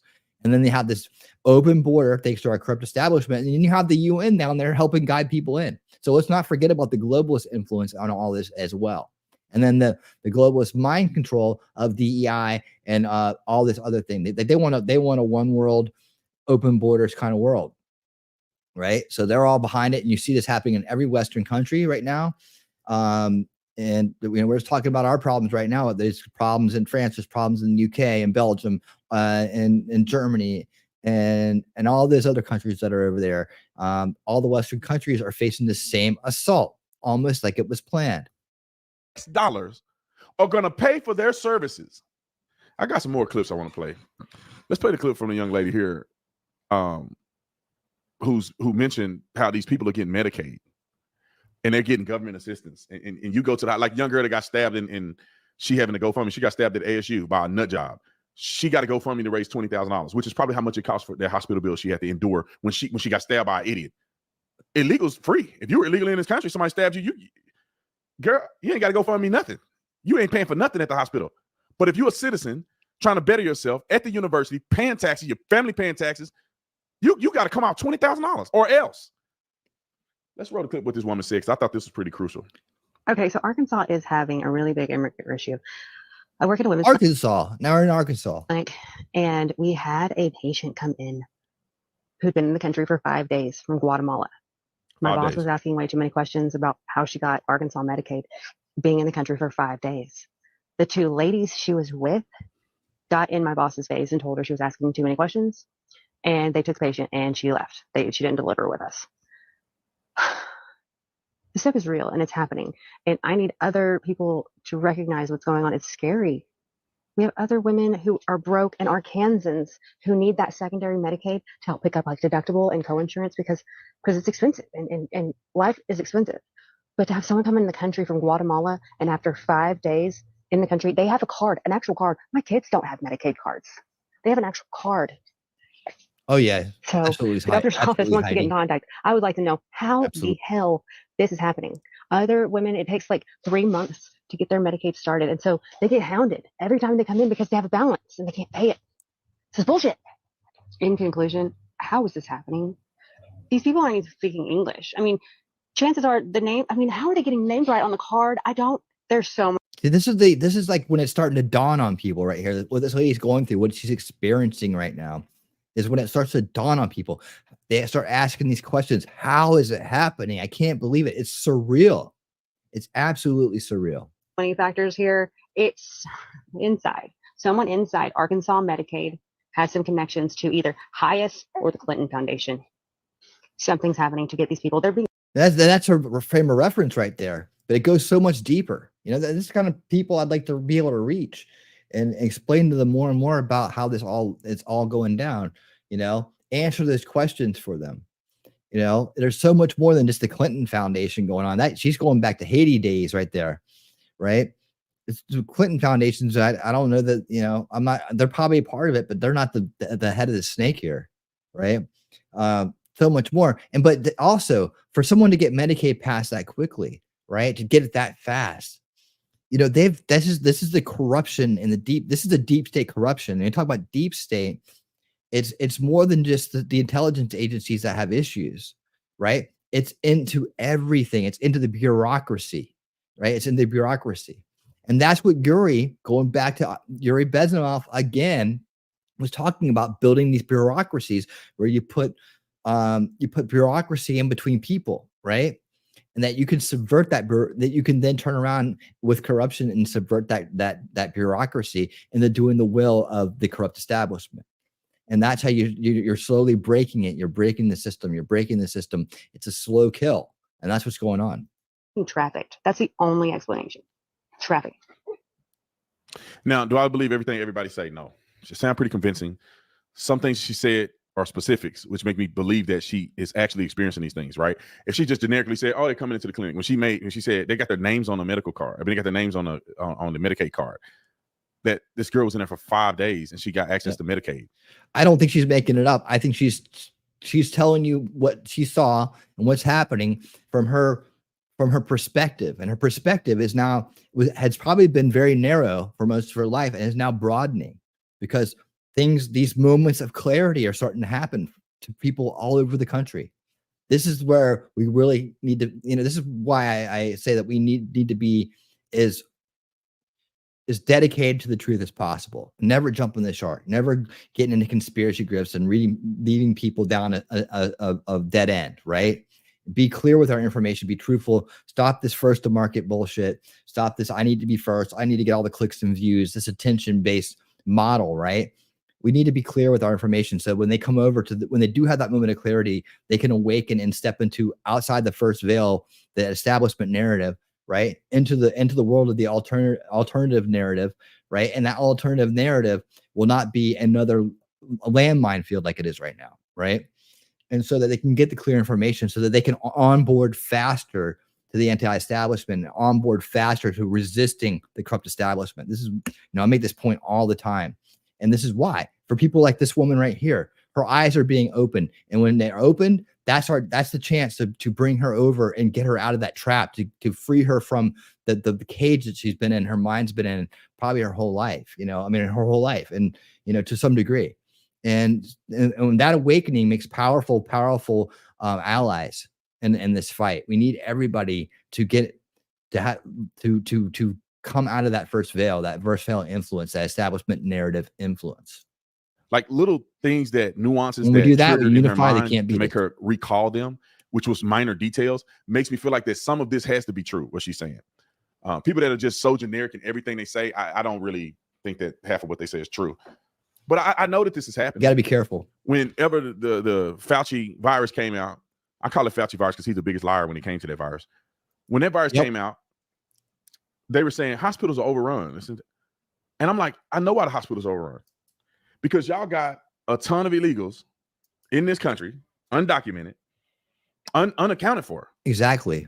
And when they built the hospitals, I would argue that they built the hospitals with a certain capacity in mind, based on the population of the surrounding area. And then they put another hospital over here to compensate for the population of these two areas. Therefore, they don't get one hospital just completely overrun and they can't function on a typical day-to-day basis. Yep. Again, rotting from the inside, right? To overwhelming our medical system, overwhelming our supply chain, breaking our welfare system that's supposed to be there to help people and that in certain cases, like, and help them get a leg up, not a lifestyle. I would argue that they probably build these hospitals with capability of, in an emergency mass casualty situation, they can deal with it. But what you can't deal with is that you build these hospitals on a certain population count and demographic that you know of, right? And then You staff them 70,000 that way. unaccounted for people show up in the Staff city. them that way. 70,000, 100,000, 40,000, and then there's a crisis. People get sick. Yep. And now you got 40,000 extra people that you did not have. Yep. They get sick too. They going right there to the emergency room. Emergency rooms all across the country. Now I can't say people are bleeding out in a thing because I think you will take precedent and priority. But there's a lot of people that are going to the emergency room and they're not getting the service that they deserve. Exactly. Because they got a ton of illegals in there. Because illegals can't go set up an appointment if they got a headache, or if they got a stomach ache, or they feel nauseated or dizzy, or They don't probably don't even figure out how to do they got it. some thyroid issue that they have no idea about and they feel like crap. They don't have insurance. They don't have any ID. They can't go to a doctor and set up an appointment and see what's going on with them. Yep. And you know what? The other thing, I'm going to cut it there. Thank you, Tatum. The other thing too is the medication, right? So they start use up the medication as well. But I thought that had more about the border, her at the border in it. But anyways, we still got a lot of information there. And that was kind of off the path of good news. But we'll get back to the good news here. But yeah, sorry, I usually save that kind of video for 2024 show. So I thought that I'd looked at that one carefully enough. There's probably another one I could have done that was better. I might have had them switched around. But anyways, Kamala Harris's trip to the border was a joke. We all know it was a joke. And I hope that it backfires. I think it's going to backfire. These numbers came out at the same time.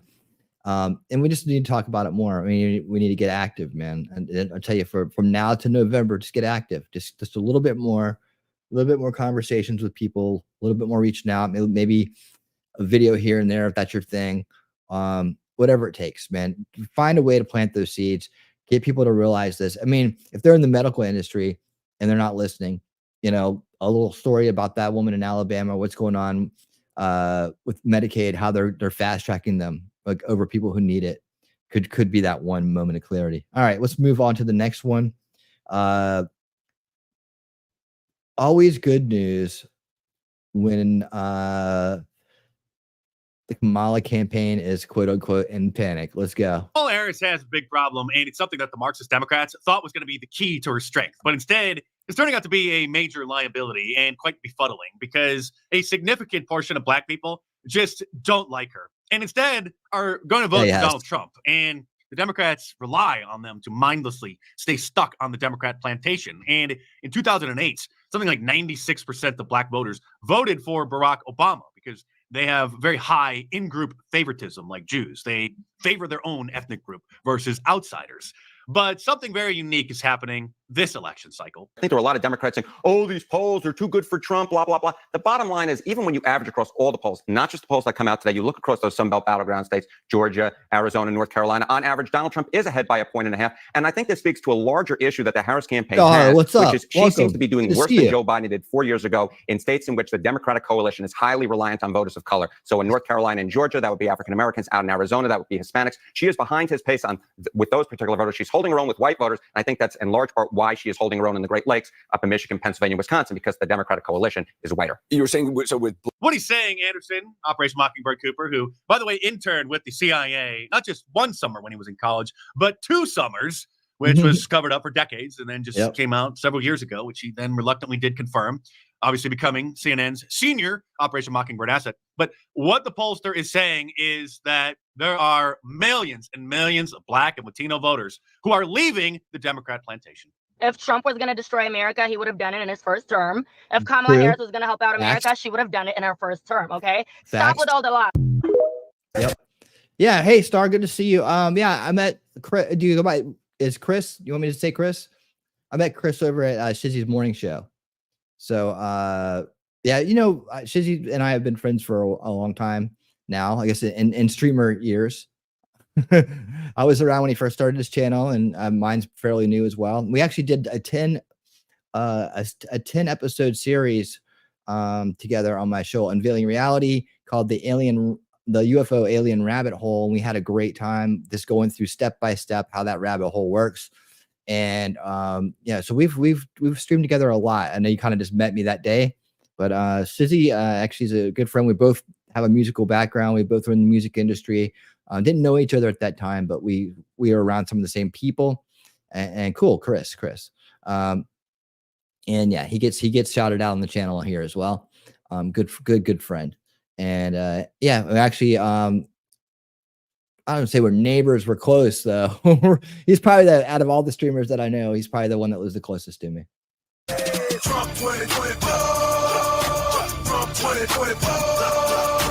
There's something you would never see in 2016 or 2020, man. I mean, so many base black folks out there figuring it out, and when they figure it out, man, it's on.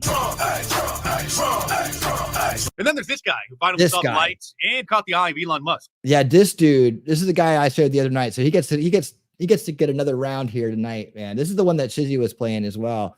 Chris the other day when we were in there. But I love this dude. Retweeted this video as he recounts the moment that he realized finally, but better late than never, that the mainstream media is full of crap. I made we got great people here, man. Asking people feel right at when home. was the moment that they came to the conclusion Donald Trump is racist. A lot of people said the Central Park 5. We'll talk about that in another video. For me personally, it was the very fine people on both sides thing. But you also had people that were very fine people on both sides. I remember seeing that clip and feeling like, wow, maybe he is racist.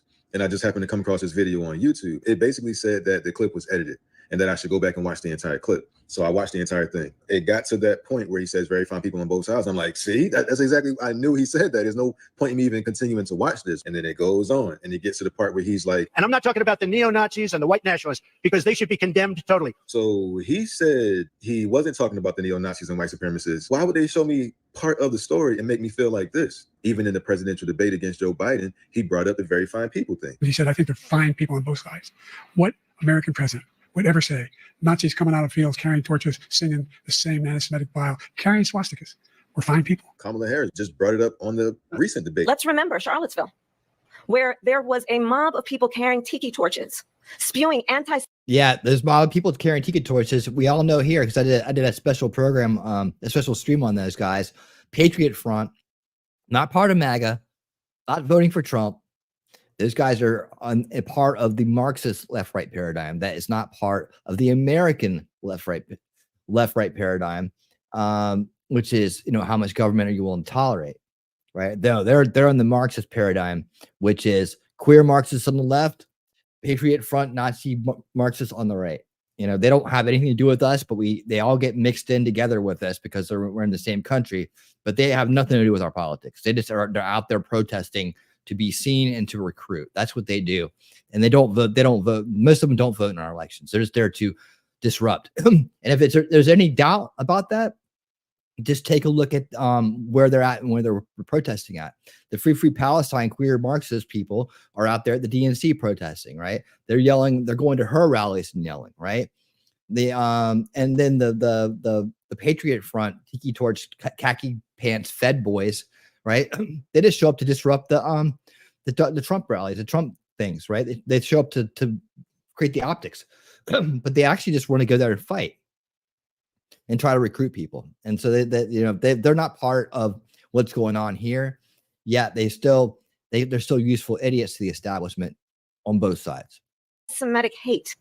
And what did and I say on both sides, when I say on both sides, I mean the left, right, Marxist paradigm is useful idiots to the corrupt establishment, and to use as fodder against the anti-establishment, right?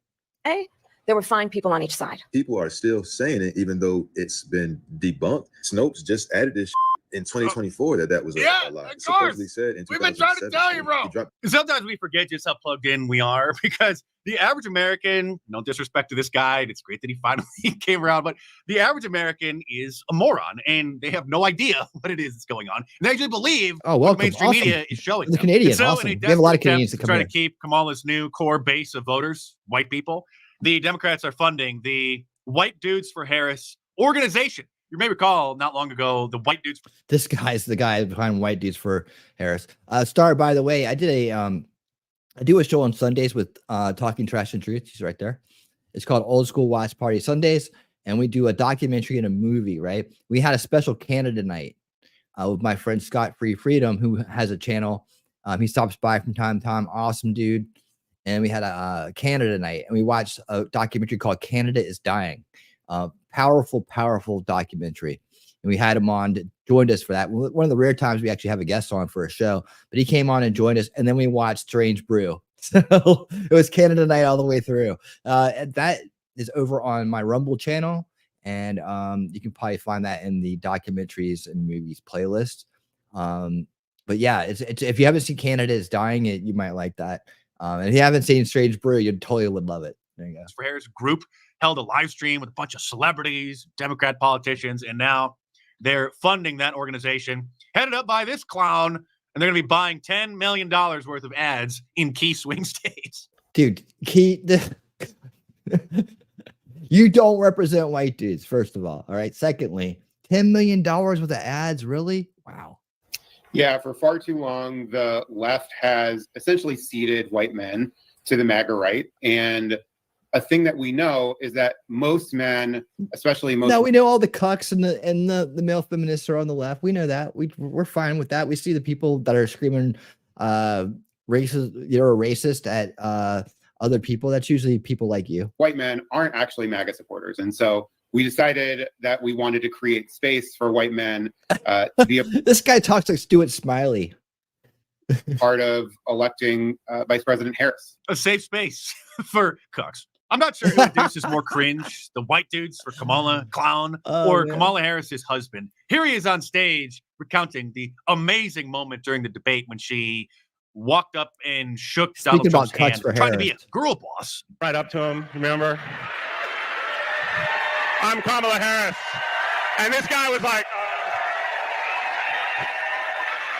You're not By the funny end at of this all. election, this man and Tim Walz are going to end up in bed together. I mean, look at these people. These are the leaders of the Democrat Party. They are, dude. And MSDNC went to Michigan, a key swing state, to talk to union members. And, well, that didn't turn out as they expected. Talk to me about your level of interest in the criminal charges and so forth. February 6th. January 6th. So I remember that day. I know he was the standing president. I'm not familiar with the charges that are being brought against him for that. I'm not following that charge. They're all fake, sir. Just don't worry about it. For the we talked there's about multiple first. cases going on. I'm just not familiar with Early it. on. I mean, that doesn't sound like it's going to be a factor in deciding who to vote for. No. Okay, so when I say January No. 6th, what do you think? Oh, I just remember seeing it on the news, like all the riots and stuff. Don't really know what it was about or what happened though. How did it make you feel when you saw it? I don't know. I don't really feel any way about it. I mean, people showed their emotion, I guess. Probably in the wrong way, but it happened. And like I said, if it was a Black Lives Matter protest, they would have burned the White House to the ground. And by Black Lives Matter standards, it was a mostly peaceful protest. Let's check in with CBS News, who recently traveled to another key swing state, Wisconsin, and found this. But when we drove through those cornfields, just about every line had a Trump sign. Yeah. Flags everywhere, billboards everywhere, Trump campaign offices almost on every other block. It's the same thing in rural Pennsylvania. As you can see here, this video was taken by Scott Pressler, who works with the Republican Party to register new voters on the ground. And just about every house on this country road has a Trump sign. Meanwhile, more clips of Kamala Harris when she ran for president back in 2020 keep resurfacing, like this one showing her singing along with the Black Lives Matter protesters about ending deportations of the criminal invaders. Yep, there she is, showing her true colors. That's where we're at now. The Democrat nominee for president of the United States is against deporting the criminals who break into our country and invade our land. Yep, and there's her cuck husband right next to her. And the mainstream media just doesn't get it because they've been drinking their own Kool-Aid. And when they actually come and sit down with ordinary voters in key swing states, their minds are blown. So many people, and there's just not enough resources. There's not enough jobs. There's not enough homes. She's glad Trump, who she supports, has been calling attention to Charleroi and Springfield. People need to know that it's just not Springfield. This is coming to a town near you. What is coming to a town? Well, the Democrats, Especially at towns that have Trump signs everywhere. They're being strategic where they're putting people.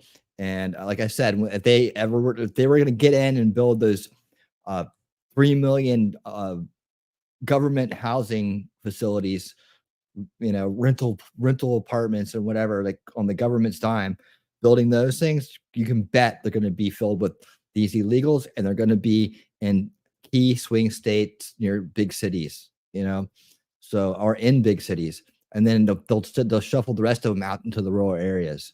This is the Cloward and Piven, but it's also Cloward and Piven on steroids, because it includes not just breaking the welfare system, right? But it also includes rigging the election with a new voter base. On a brown, our small Just has no real stake or skin in the game in this country. Haitians No or right to vote. immigrants. Illegal invaders who have no business being anywhere close to the American shores. That have poured over the border within the last couple of years. Who are then living off of our tax dollars, who are flown into our country on our dime.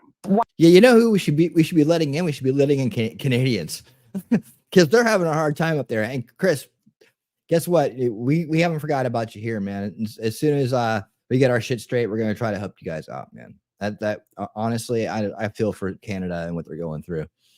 And you guys need some help from your big brother down here in your brother down here in America, man. We need to make sure we help our Canadian neighbors out of their problem with Trudeau.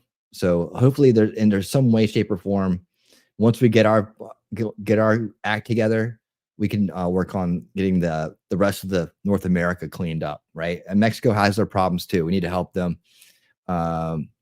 Yeah, no worries. I would like to come back down. Our PM Trudeau Lafayette is an ass. Oh yeah, big time. But I hope that's what we do when we get everything kind of settled here.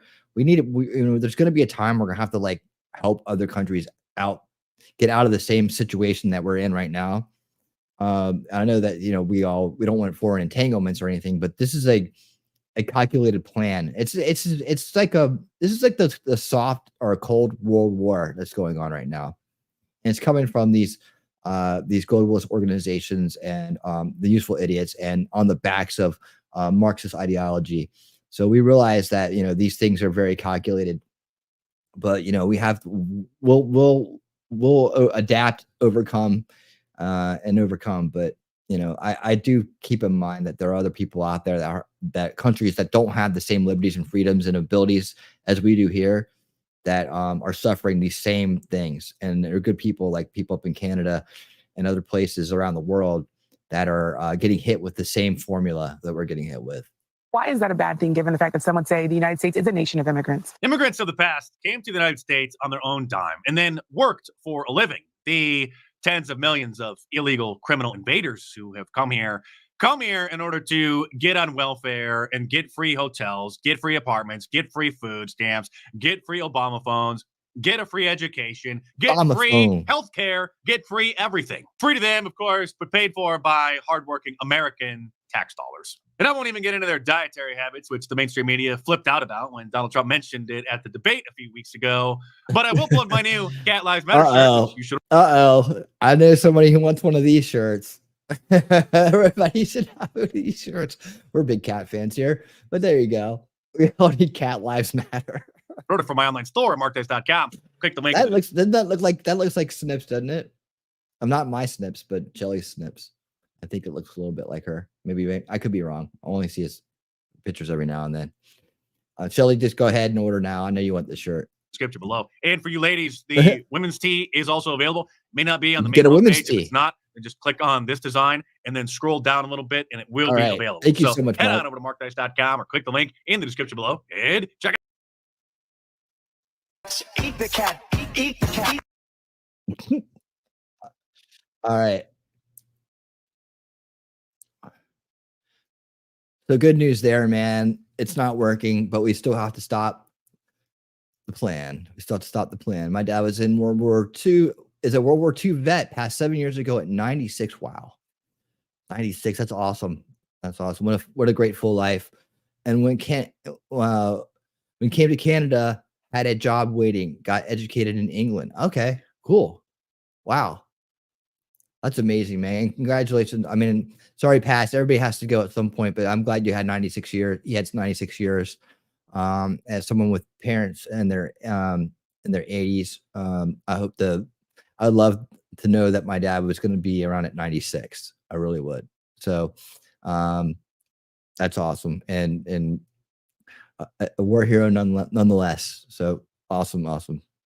Yeah, now it's like now Canada seems like, you know, I was just on with Scott Free Freedom the other night and CoTab 123, and it was you know, they don't seem to have a lot of answers as far as what can be done there. We have another friend, Suzanne. Maybe she's watching out there on X tonight, but she's been coming to the channel for a very long time. She's up in Canada as well. Of course, there's Viva Fry. He was a Canadian national treasure who had to flee Canada with his family for their safety. Now he's the very first Canadian political refugee. In fact, I did a documentary about it called Viva Fry's Permanent Vacation. As Viva said when he saw it, it's an instant classic. So I recommend everybody see it, especially if you're from Canada. It's got a complete Canadian music soundtrack, by the way. Like I made sure that every song in there was Canadian artists. So if you haven't seen that yet and you like Viva Fry, you'll love it. It's pretty cool.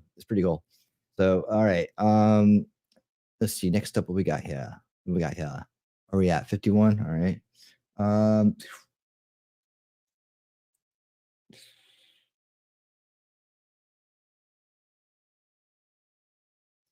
going to move this one up. That's what I wanted to do here. Do you guys know this week? Let me get it straight. Okay.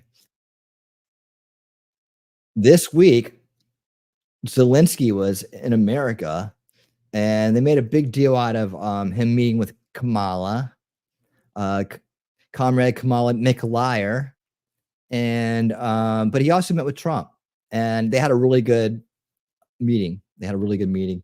And I think it was important that he met with both of them. He was level-headed about it, you know, really level-headed about it, going, hey, you know, I need to let them know the plan, both of them, because we don't know who's going to win, right? So I need to make sure they both understand the plan and hear how they responded to it. So he was in town for that. So we're going to go to another one of our favorite creators here, Greg Foreman, Black Conservative Perspective, and check it out.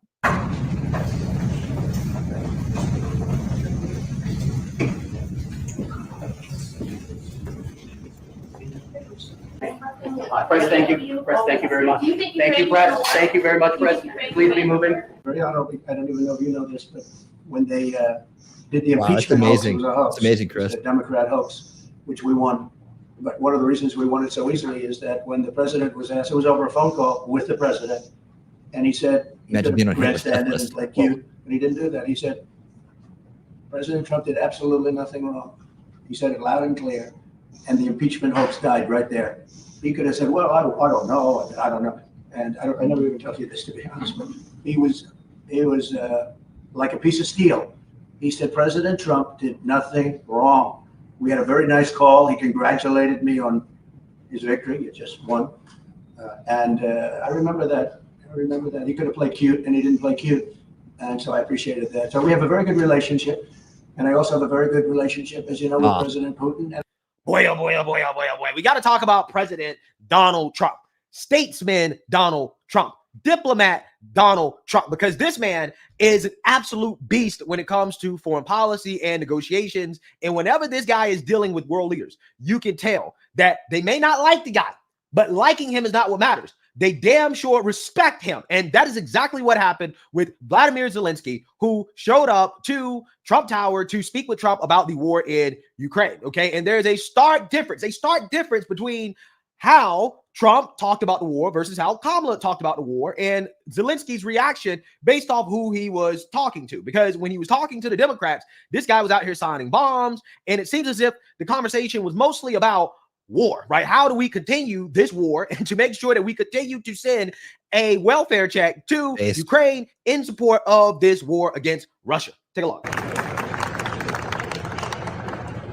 Look at that guy. What the hell, dude?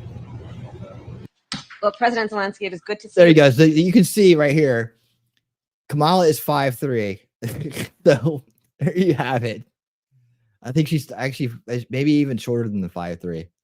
Yeah, they're right there at the same level. They didn't have to get her a special podium this time. He just got a copy of hers. So. you again. This is our 7th visit together, and welcome back to Washington, D.C.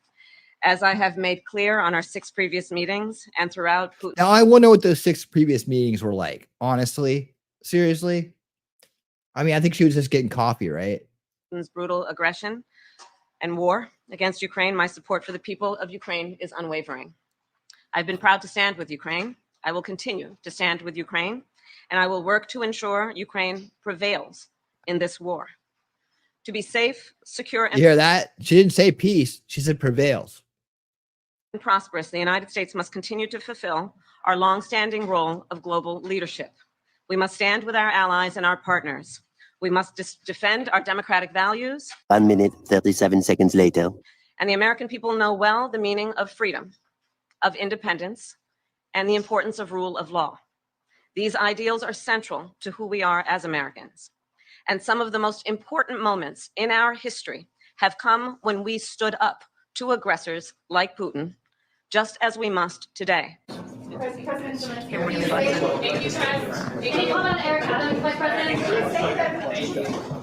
Yeah, so you see that, you heard that. Okay, I apologize for making you guys stomach about 45 seconds of Kamala Harris, but I wanted you guys to get the gist of what the main theme of the announcement was, right? Because I can't call it a press conference. She didn't take any questions, right? So I'm not entirely sure exactly what it was, okay? But whatever she was doing, whatever she was talking about, the main theme of it was more war, right? They did not talk about, okay, the need to come to a peace agreement, for there to be peace between the two countries. That's not what he talked about.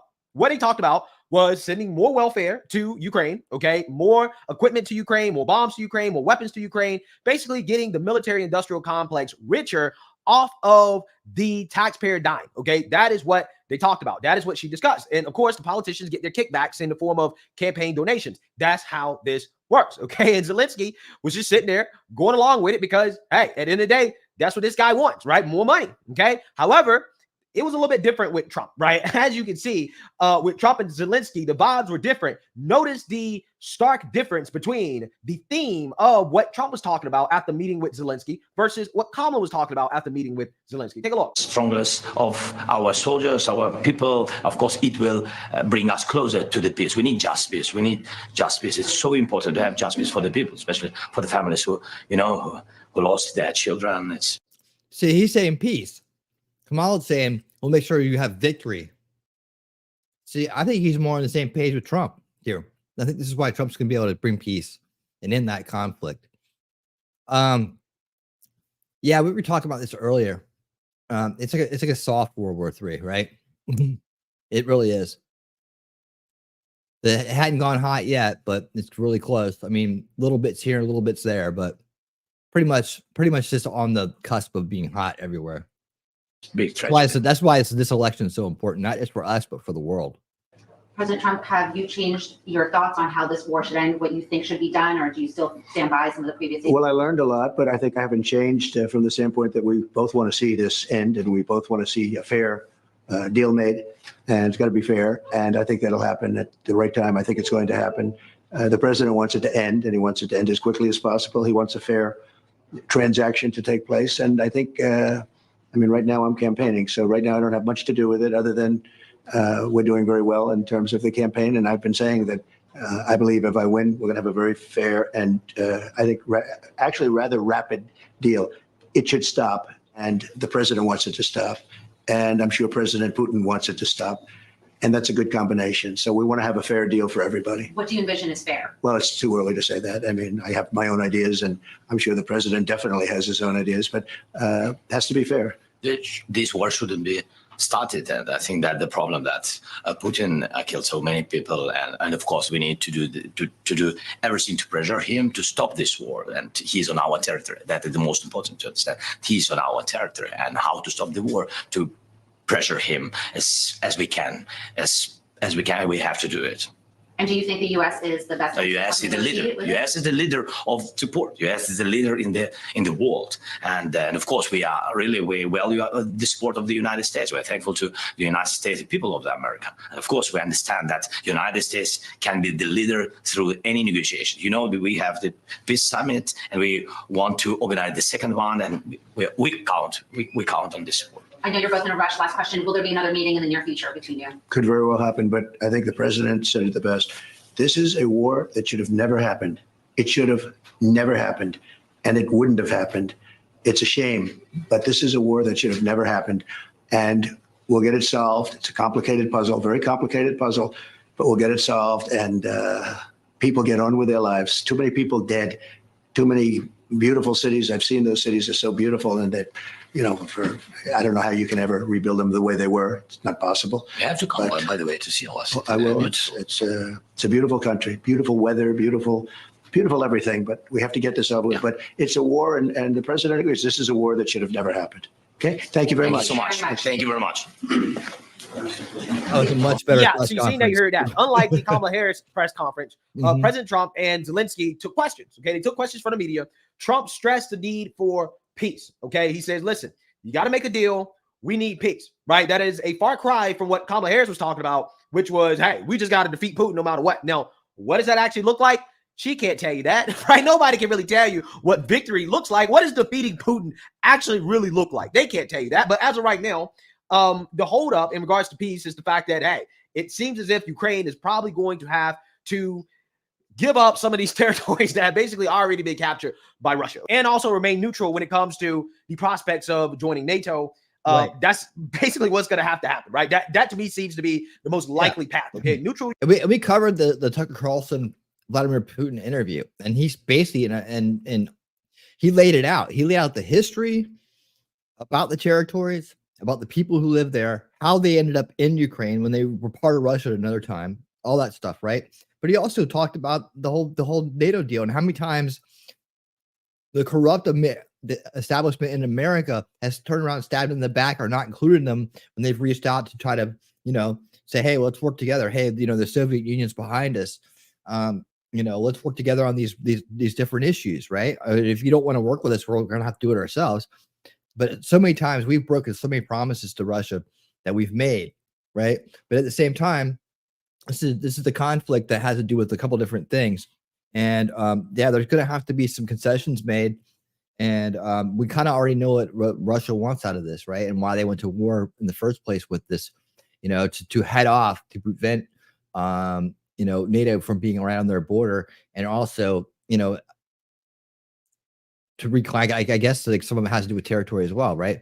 But really, if they hadn't encroached and broke so many promises to them, they probably wouldn't have thought about taking it hot. Let's put it that way. Hey, we got 27 people over there on Rumble, guys. If you're new to the channel, I would love if you would give me a follow and a thumbs up, man. Would love to have you. We're looking for the solid six. Right now, we're almost to 500. If there's 6 solid people out there that want to hang out and win reality with us, man, it'd be awesome if you guys would just hit that follow button. Let's try to if we can get to 500 tonight, that'd be awesome, man. Our goal is to try to get there by the end of the month. But if you guys can be part of that, man, we'd love to have you around. We'd love to have you around. I got lots of content. Check out my playlist over there on Rumble, and check out that video that's pinned at the top of my profile. Let My People Go. It's a must-see documentary for the 2024 election, because it talks about how the 2020 election was rigged and stolen, and it lays it out in perfect terms. I think it's a great documentary. It's definitely worth considering, adding to your knowledge base. We do Rig Watch here. I put a lot of that out on X as well, but I try to cover that on my Winning 2024 shows, which are Tuesday and Thursday night, and soon to be Wednesday and Friday morning. Late morning. And so I'm always on the Rig Watch. I'm always bringing the breaking news of any type of election rigging that's going on. Try to bring that to your awareness so you can be a part of stopping it by taking pictures, making videos, calling the police in some circumstances, making sure you're keeping an eye on mailboxes. There's tons of things we can do to make sure they don't rig this election, and we have to all take part in it. You know, Trump campaign can't do it all, and you know, they have a lot of enemies. Let's put it that way. So we all have to be part of stopping the steal. So let's do it, and let's work together, and let's get this thing done. We got 37 days to go. We can do this. Let's go. All right, let me finish this. Ukraine, and they're gonna have to work out some deal when it comes to the current disputed territories, and that's just the reality of the situation. I know they don't want to, okay, but at the end of the day, what is the scenario in which Ukraine actually takes back those territories, right? Or put it this way, that Putin allows Ukraine to take back those territories, because we know that Russia, although in my opinion, I think they're kind of weak, right? To be quite honest with you, considering how this war has been dragged out. And I know some people will say, oh, well, he's doing that on purpose. Okay, it's meant to be a war of attrition. Regardless, okay, I feel like you know, if Russia was really that strong, they would have already like got this job over with. But because it's still going on, at the end of the day, I think that Russia may be forced into a situation where if there's not peace, in order to avoid Putin facing total humiliation on the world stage, they may have to do something that the world does not want to see, right? We don't want to see the nuclear option from Putin, right? I don't want to see that. I don't think anybody wants to see that, which is why I think this current foreign policy of funding this war into perpetuity without actually pressuring Ukraine, Zelensky, and Russia, Vladimir Putin, into the same room for peace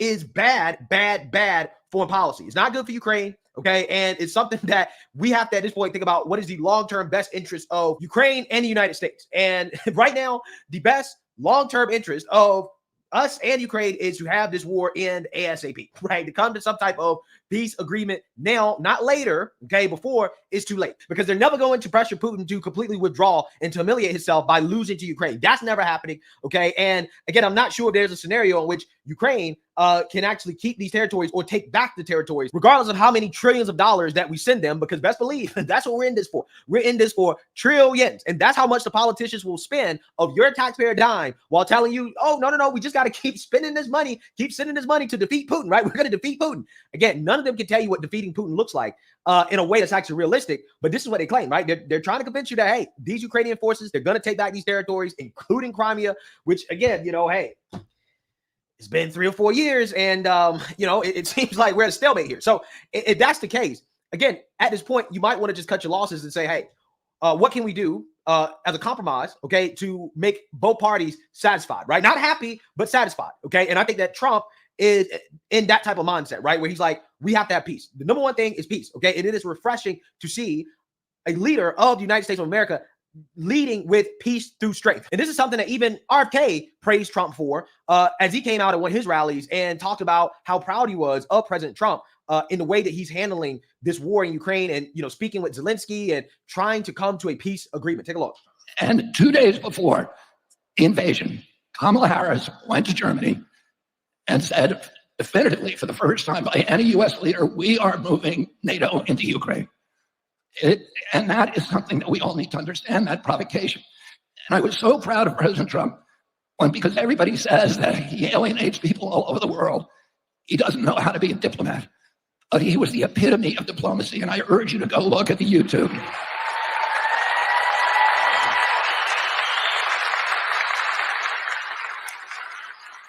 He was kind and civil to President Zelensky. He was also firm in his resolve. And he said, I've had a nice meeting, but I have not changed my mind. We need a peace, and we need to do it very quickly. And we need to protect U.S. interests, not an interest of a country in which we have no strategic interest and no treaty. And he was polite, he was kind, but he was firm in protecting our country. And that's what Donald Trump will always do. Wow, that was absolutely amazing. Okay, I got goosebumps. That's right. Goosebumps listening to RFK Suzanne, how talk you, about Suzanne? how Trump is handling this meeting with Zelensky, right? He's firm. He's letting Zelensky know, listen, you know, we want the best for Ukraine. We think that the best for Ukraine is to come to a peace agreement at this point, right? And that is something that I think the United States of America, we have the power to broker, okay? Some say that there could have been peace a long time ago, maybe a couple years ago, had the United States really wanted it to happen.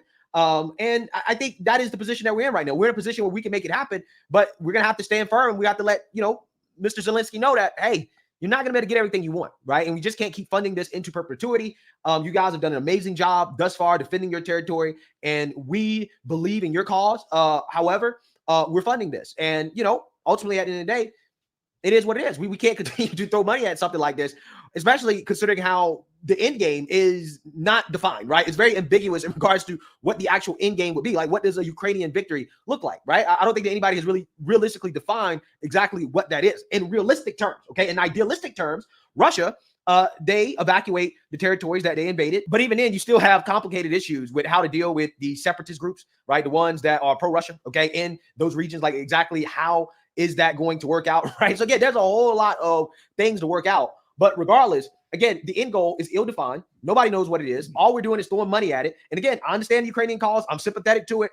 But at this point, I'm a taxpayer and I don't really want to fund this anymore. I'd rather there be peace. And then we can move on to dealing with other foreign policy issues that are more pressing, in my opinion, right? Like China, okay, and getting independence from China in regards to trade, right? I think that's much more important, okay, from a national security standpoint. That is where we should be focused, okay? But we definitely have to, at some point, resolve this conflict. We have the ability to do so. It's just about the willingness of the politicians, whoever's in charge, the president of the United States, to get it done. Clearly, Biden's not trying to get it done. Kamala was a massive failure in regards to preventing the invasion in the first place, okay, which RFK pointed out.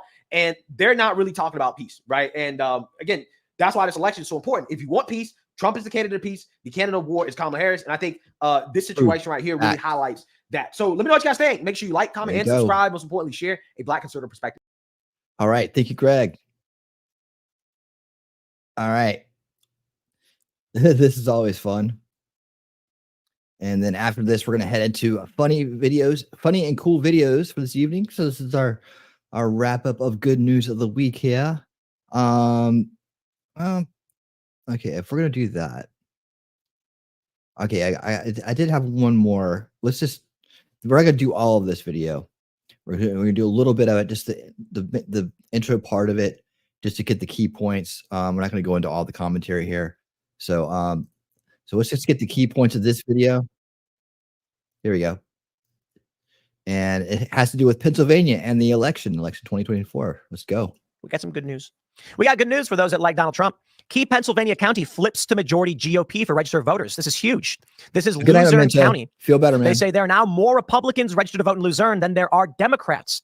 Thanks for it's being fantastic news. And we have a lot of great signs for Donald Trump. I'm not sure if I have all this stuff pulled up now, but we can show this from Gallup. Asked of independents, as of today, do you lean more to the Democratic Party or the Republican Party? And in the latest, check this out. It's a flip. Now, it's gone back and forth a little bit. In August, 46% said Republican, 49% said Democrat. Not so good, huh? However, as of September, 50% said Republican and 45% said Democrat. So there we go. I don't know what other pages there are. This goes way back. You go way back. Look at this. It's usually favoring Democrats. If you go, let's go back to 2012. Let's go to 2016. This time, 2016. What do we have here? It was 42-48. And let's take a look at the election. When Hillary Clinton won, it was 43 to Republican, 48 Democrat. Independents favored the Democratic Party. Let's go up to 2020 November and take a look at what we saw. November, it was 45 Republican to 48 Democrat. Now, November don't matter so much. Let's go to September to see how the trends continued. It was in September, 44 Republican, 47 Democrat in 2020.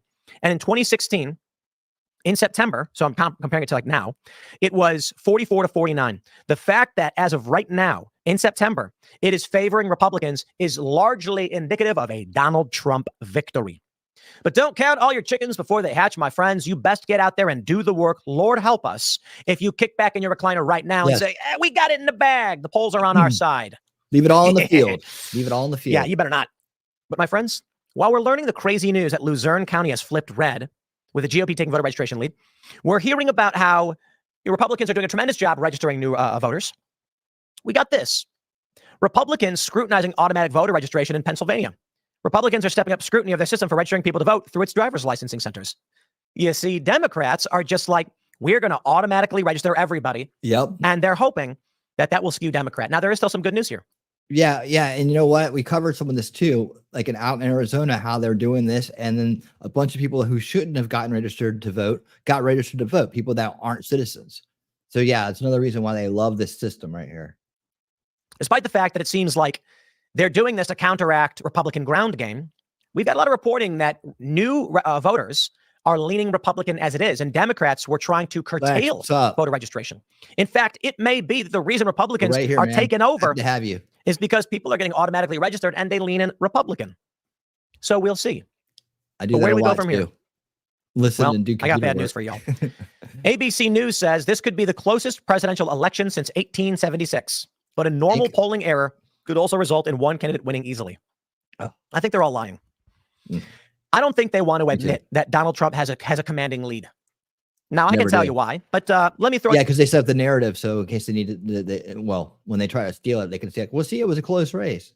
To our good friend Rich Barris, the People's Pundit, he says, "Oh my God, Harris is down in the Marist poll, which has overstated Democrat support in darn near every swing state of the last two presidential cycles. It may be every state, in fact.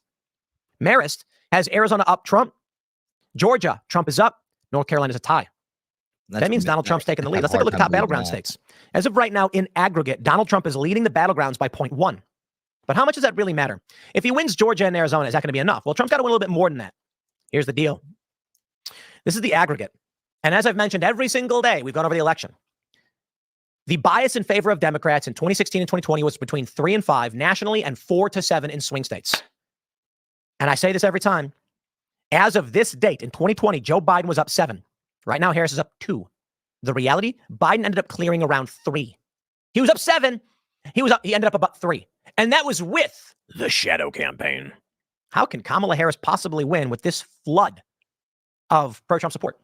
If the bias in swing states actually, so nationally, she should be down on a conservative estimate, down 1 point. Trump is up 1. If we say the bias was 3, we could say the bias is 5, and then Trump's up 3 points. But I don't know that Trump wins the national popular vote. In fact, I don't even know that Trump wins because we don't know the policy and procedure game they're going to be playing behind the scenes, aka shadow campaign. But as of right now, shockingly, it appears that Trump is winning the argument. In the states where it really matters, the battlegrounds, Trump is up. When you look at, let me do this. I got 270 to win.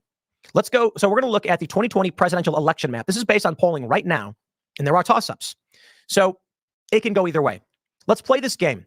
Let's pull up the battlegrounds. And then I do want to make sure we get to the, it's a civil war that's coming, 1876. That's what the ABC is trying to imply. Haha, I'm half kidding. Let's start with Arizona. Arizona goes Trump. Then we've got Nevada going Harris. I'm taking their estimates, right? I'm taking their straight numbers. We're going to base it right off whatever they're saying. She got Wisconsin, Michigan, and Pennsylvania. That's bad news. Wisconsin, Michigan, Pennsylvania. I'll go Harris. She won. I don't even need to look at Georgia and North Carolina. We can say let's go for Trump. It don't matter. Excuse me. Trump only gets to 262 electoral votes to Kamala Harris's 276. Let's play a game. Come on, let's play a game. Let's say the 4 to 7 bias is persistent, meaning Trump is up in all of the swing states. Dude, I don't even need to show you 270 to win. If Trump is winning every single swing state, it's over. Kamala Harris might as well just resign now. That's 312 Donald Trump to 226 Democrats. Again, we don't know for sure. Now, I think there's where's the make your own map stupid thing? They got how do you do that? President, come on, give me the, they've got the make your own map or whatever. I don't know, whatever. That's what we're looking at right now. Show third party. That's completely irrelevant. Right now, considering the bias and considering that Trump is leading in aggregate, it is looking like Trump is going to win. We've got this from 538, however. They say that out of 1,000 simulations, there are 4 ties. And Nebraska is trying to pass a law that would make it so that they don't split their electoral votes anymore. Winner take all. Should that happen, things get really interesting. If Nebraska goes winner take all, that's one big flip. You then start entertaining scenarios where Kamala Harris could actually end up, if she wins, take a look at this. If Trump takes Nevada and Arizona and Nebraska goes winner take all, he gets Georgia and North Carolina, and then Kamala gets the Rust Belt, it's a tie. And then you get President Trump and Vice President Kamala Harris. It goes an arm wrestling contest. I mean, maybe, I guess. That seems absolutely wild. All right, so here's what we got from ABC News. As an aside, too, breaking news, Eric Adams charged with accepting improper campaign contributions. That's, I think, what we all expected. ABC News says this could be the closest presidential election since 1876. According to 538's latest election forecast, Vice President Kamala Harris has a 57 in 100 chance of winning the presidential election in November, while former President Trump has a 42 in 100 chance. This means the race is essentially a toss-up. They say blah, blah, blah. Let's talk about 1876. Why are you bringing that one up? They say, for example, if you assume the forecast will be exactly correct and assign all states and congressional districts to the candidate who currently leads in them, then you move Nevada just 0.8 percentage points towards Trump. Harris would win 270 electoral votes and Trump would win 268. That would be the smallest electoral vote margin in a presidential election since 1876, when Republican Rutherford B. Hayes beat Samuel J. Tilden by 1 vote. No, he didn't, and I'll elaborate. I mean, technically, he did. Now, imagine Nebraska goes winner take all, meaning it turns that one district red. You get a tie. How about that? If those past elections are any guide, that could be a recipe for chaos in the weeks after Election Day. They say in 1876, the election results was disputed until just days before Inauguration Day, as some states sent conflicting sets of returns to Congress. In 2000, there were protests. In 1876, there were threats of violence. Here in 2024, it's possible the losing candidate in such a tight race could contest the election in one or more states, which could in turn cause unrest among voters. Trump, for instance, has already called the veracity of mail-in ballots into question. The Republicans have begun suing state governments over registration processes that they allege will let non-citizens vote in the election. And Trump has previously declined to rule out political violence from his supporters if he doesn't believe the election is fair. That is insane, ABC News. You people are evil. Yeah, evil. Evil indeed. Yes. We got viral videos right now where they got this dude, he's going door to door, and he's asking people, are you a citizen? They're like, no. He's like, are you registered to vote? Like, oh, yes, of course. He's like, who are you voting for? Oh, Kamala. And these are just, it's individual basis. And they make the argument every time they say, look, it's just one person, you have no standing. You have found evidence of non-citizens who intend to vote, who are registered to vote, but it wouldn't change the outcome, right? How do you adjudicate claims against 50,000 people in an election? Maybe it's designed that way on purpose. Let's talk, my friends, about what that means, that we could be looking at an 1876 election. Ah, yes, good old Wikipedia. The 1876 U.S. election was the 23rd quadrennial presidential election, held Tuesday, November 7th, 1876. Following President Grant's decision to retire after a second term, U.S. Rep. James G. Blaine emerged as the frontrunner for the Republican nomination. However, Blaine was unable to win a majority at the Republican National Convention, which settled on Governor Hayes of Ohio as a compromise candidate. The election was among the most contentious in American history and was only resolved by the Compromise of 1877, where Hayes agreed to end Reconstruction in exchange for recognition of his presidency. Heavens me. A committee got together and decided who the president was going to be by negotiation. Now, ain't that something? Tilden won 184 electoral votes to Hayes' 165 in the first count, with the 20 votes for Florida, Louisiana, South Carolina, Oregon disputed. To address this constitutional crisis, Congress established the Electoral Commission, which awarded all 21 votes and thus the presidency to Hayes in a strict party line vote. Some Democratic reps filibustered the commission's decision, hoping to prevent Hayes' inauguration, but their filibuster was ultimately ended by party leader Samuel J. Randall. In fact, my friends, there was deep fear that a second civil war, or that the Civil War, would re-erupt if they did not have this compromise. Now, maybe, but when you look at the state breakdown, it is largely Southern, but you did have a break. South Carolina, Florida, and Louisiana were going Republican. And New York and Connecticut, New Jersey actually went Democrat. So it wasn't the same dividing lines, but there was fear. And so it ultimately ended up happening. They said, we'll let you be president if you end Reconstruction, which returned a lot of autonomy to Southern states post-Civil War. They say the Compromise of 1877 was also known as the Wormley Agreement, the Bargain of 1877, or the Corrupt Bargain. Look at that. They call it the Corrupt Bargain. It was an unwritten political deal in the U.S. to settle the intense dispute over the 1876 election, ending the filibuster of the certified results. And the threat of political violence in exchange for an end to federal reconstruction. No written evidence of such a deal exists, and its precise details are a matter of historical debate. But most historians agree that the federal government adopted a policy of leniency towards the South to ensure federal authority and Rutherford B. Hayes' election as president.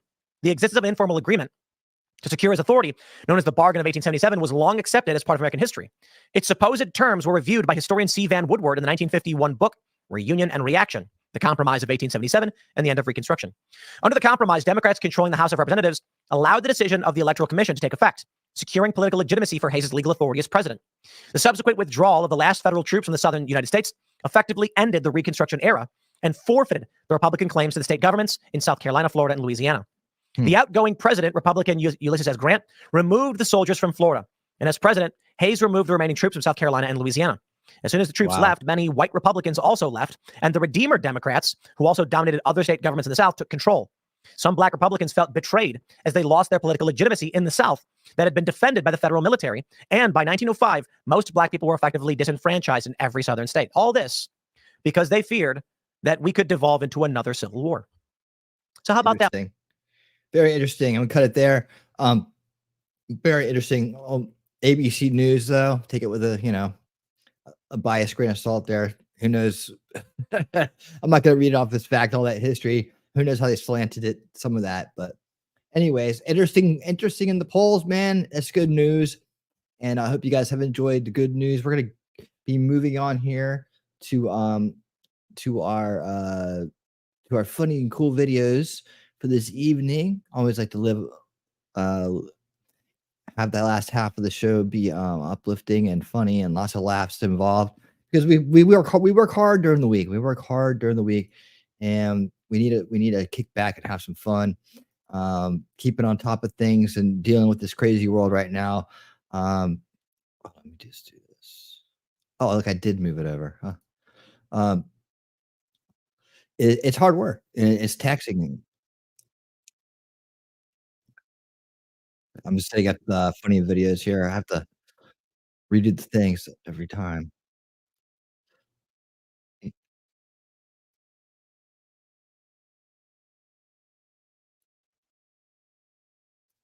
All right, so let's see. We'll start with this. I'm gonna go to that. How you guys doing out there? Everybody wins. Let's see. I think a tie should result in national divorce by country. Just my take. Everybody wins. I think that it should be I think it should be an arm wrestling competition. I think that's what it should be. Why not? All right. Let's see. Let me move that up here. You know, I always talk out loud when I'm doing these things. Some of that. Oh, yeah. I really wanted to start with this one. Let's start with this one. I got a classic for you to start out with, man. I got a classic. More funny videos than cool videos tonight, but I don't know if I had included any cool videos. It might just be funny videos tonight. That I'm looking at my list here. Yeah. Pretty much what's gonna be like.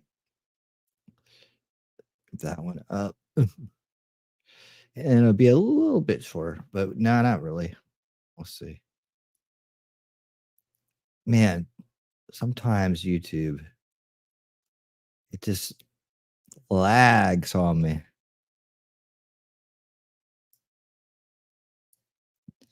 I'm getting it straight. Oh, wow. That one. It's like I'm just trying. All I'm trying to do is move a video up in a playlist, and it's like lagging. All right. Is my computer slowing down? Don't worry, guys. We're doing it here. We're getting it there. Okay. I think we got it. I think we're set. All right, guys. You know what time it is.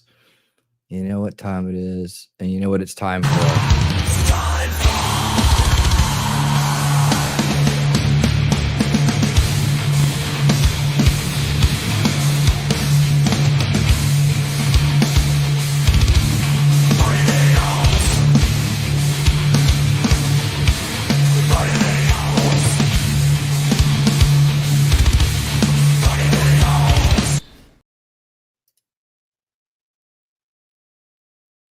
See what I'm saying? See what I'm dealing with over here? You see what I'm dealing with? Here to sing the theme from Green Acres, please welcome Donald Trump and Will and Grace's. Hold on.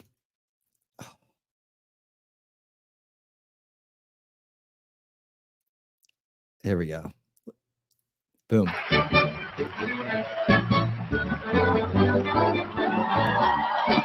Green Acres is the place to be. Farm living is the life for me.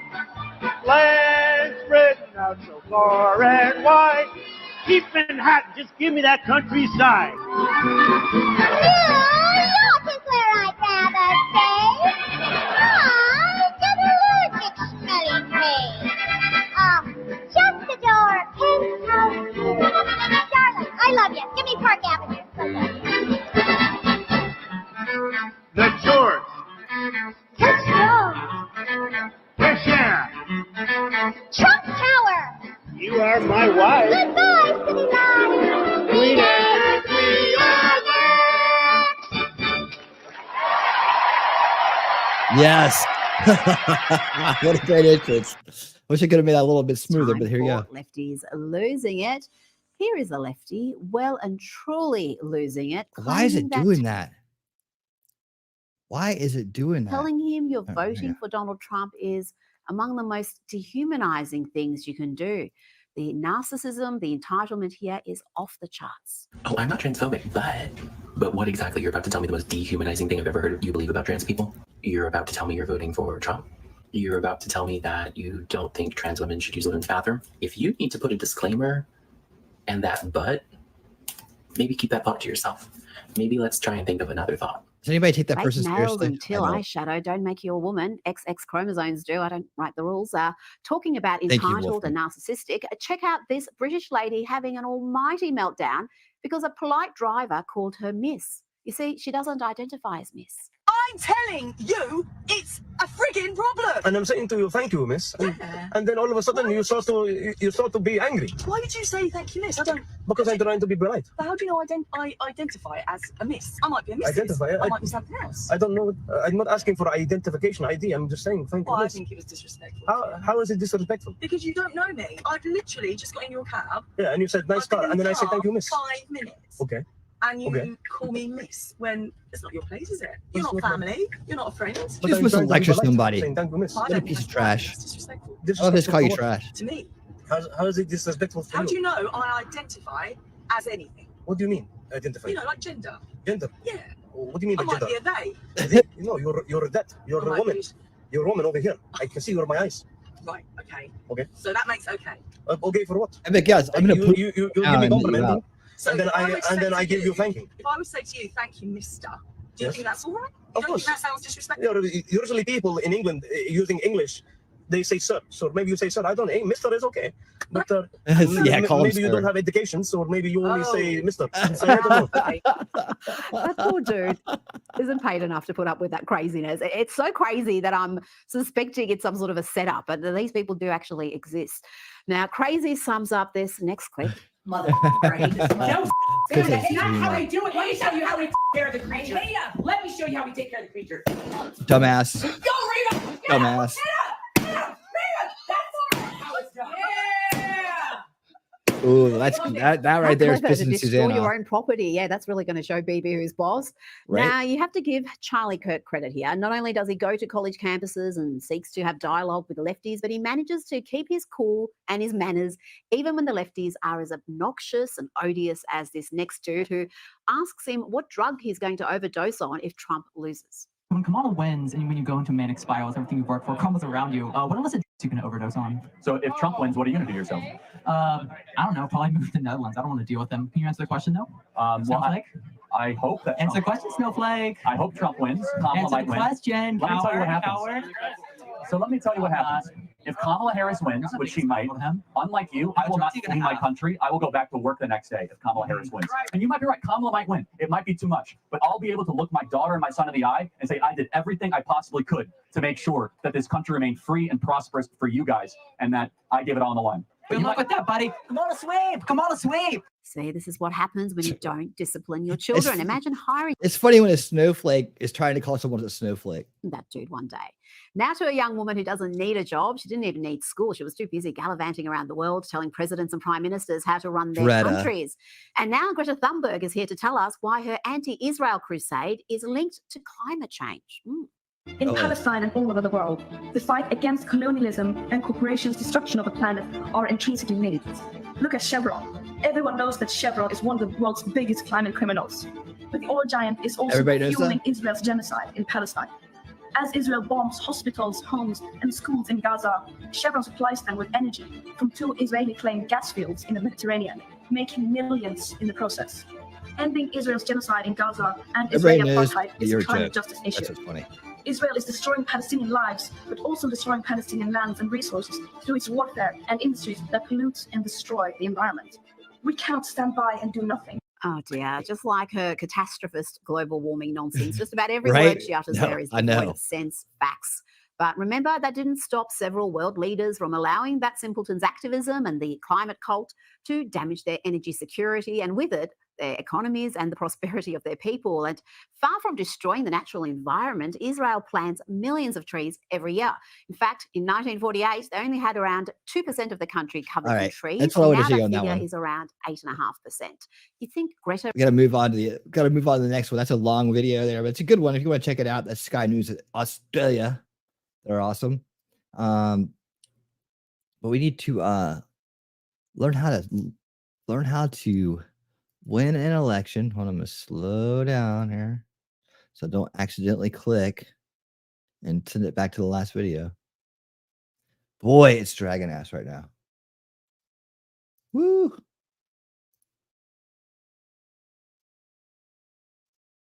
All right, here we go. Sorry, it's taking me a little bit longer to load up the videos. Doing my best here. All right. And how to win an election without saying anything. JP Sears. Of course, it doesn't react when I click it. Question. It's an immigration Question for you is, when you become president, what will be your specific steps to strengthening the border? Justin, I like your question. And as a middle-class Black man, I know what it's like to have questions. Hello, welcome to Michigan. Thank you, Oprah. Michigan is one of the states in the United States, and I am in that state called Michigan. And I was raised in a middle-class family, so I know what Michigan is like. By the way, I hope that whole P. Diddy thing blows over pretty quick for you, because Not everybody knows you were associated with him. It seems like common sense we would see this. We would see this. Yeah, some people just lack common sense, don't they?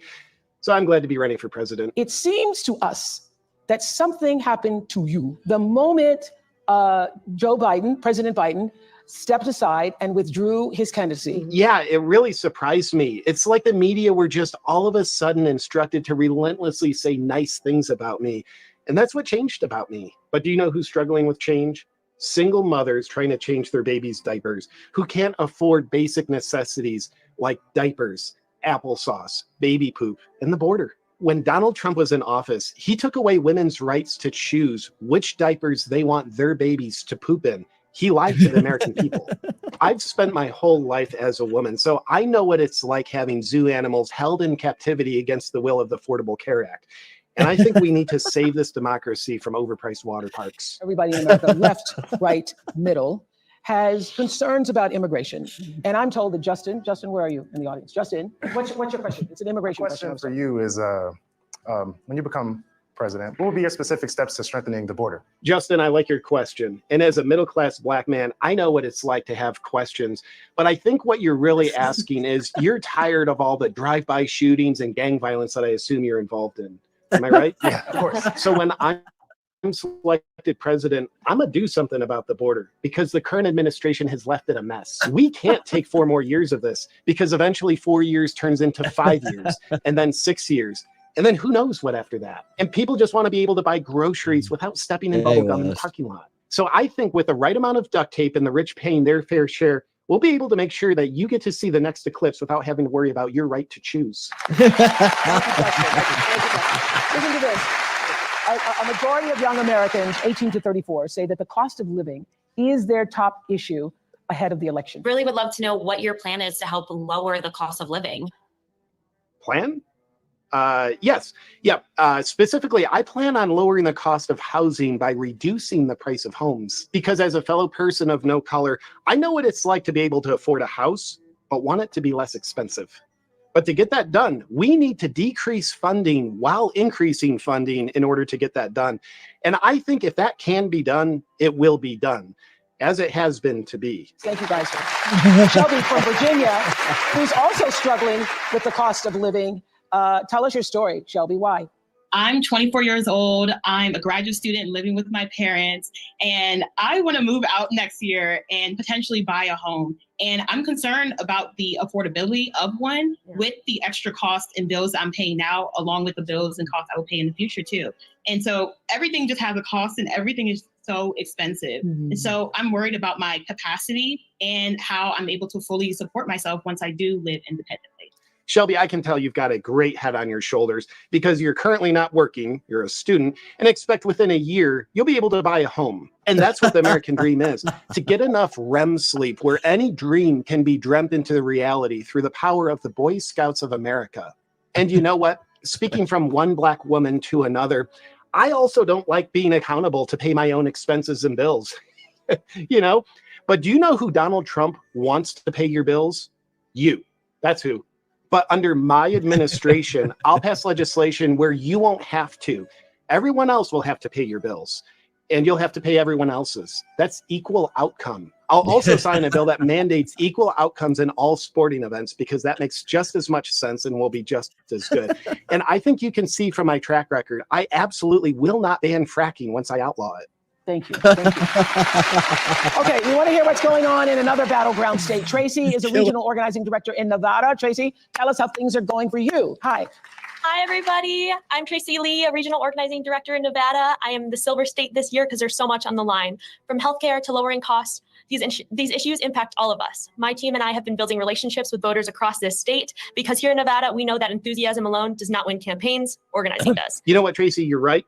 It certainly does.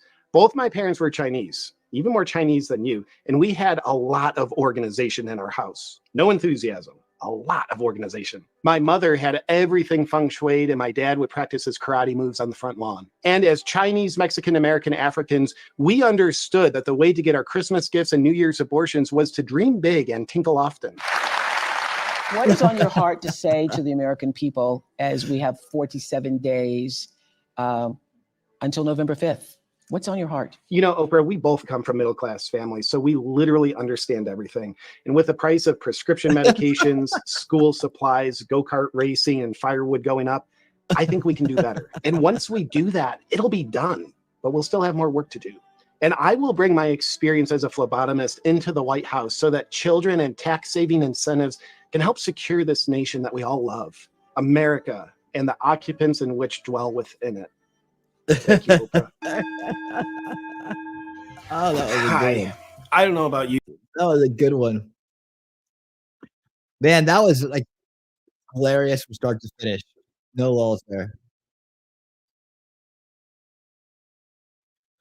Ooh. All right. Sorry if that was still playing in the background. I don't know why we so laggy tonight. It's the browser. It's not anything else. Like the browser just like then it spins in circles. All right. Then we add it to stage and then eventually goes there and then it stops again and now it's starting. And there we go. Yeah, it's totally ruined the whole production here. As we wait, here we go. For years, I knew I was different somehow. I played in adult league softball, and I don't know. I just didn't feel like the real me somehow. That's when I realized, I'm actually a 6-year-old, trapped in the body of an extremely athletic 4-year-old man.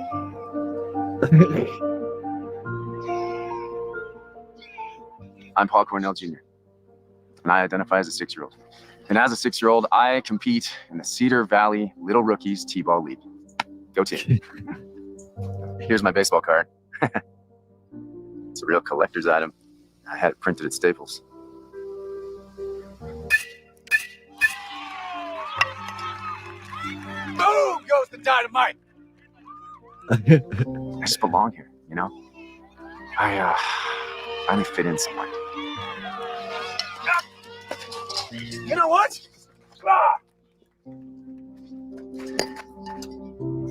Paul, he's just a great kid. I mean, he's got those intangibles, the stuff you can't teach. I mean, speed in the base path, situational awareness, a little pop on the back. Yeah, baby! And, well, he's, 2 feet taller, 150 pounds more than anybody else in the league. I mean, what are you going to do? Just a natural. Love the guy. All right, let's go, guys. Woo! Other bigots? Of course. And there's lots of ignorant people in this country. People that don't accept me for who I am on the inside. Hey, that's not a 6-year-old. That's a grown-up. You're out of here. Feel like I'm taking crazy pills. You're out. You're out. You're out. Quadruple play. MVP. MVP. Despite the haters, I gotta persevere. Gotta live my inner truth. Because really, I'm doing it for the little guy. Okay, I'm doing it for all those other real 6-year-olds out there that don't feel comfortable showing their real selves to the world yet. I'm doing it because shoot, I'm a good person. If you disagree with me, I'll get you canceled and ruin your career. Oh man, hilarious. Hold on. I always check out of that one early. I gotta wait. In sports. Look, it comes down to chromosomes. If you have a Y chromosome, you're a male. Full stop. No ifs, ands, or buts. Women, also known as adult human females, have spent centuries fighting for equal rights. And now that we have them, they're slipping away. Now is the time to stand up for women. It is now or never. Wear authentics to proudly declare. Oh, it's an ad. Sorry. See that now I get caught. Okay. Hold on. I watch these all the way through sometimes. But I don't want to ruin the surprise.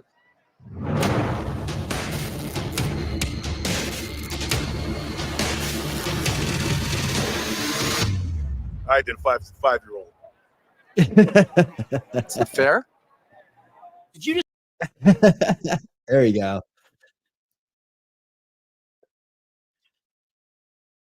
Dude, this one.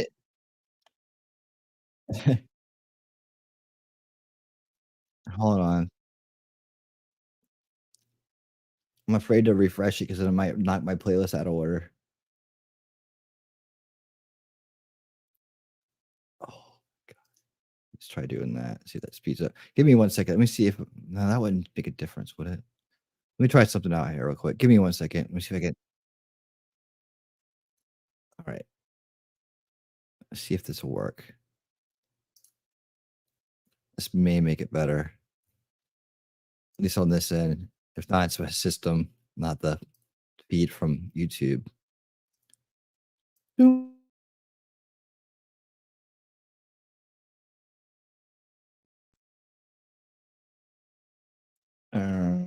Oh, that didn't help. Give me 1 second. Oh, here we go. Okay, coming back into play. Yeah.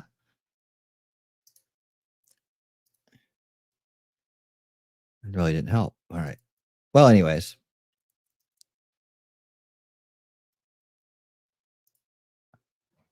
The silence.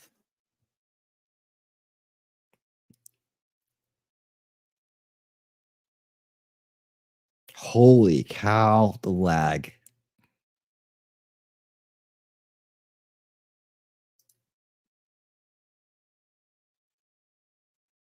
We're good. All right. Let's go.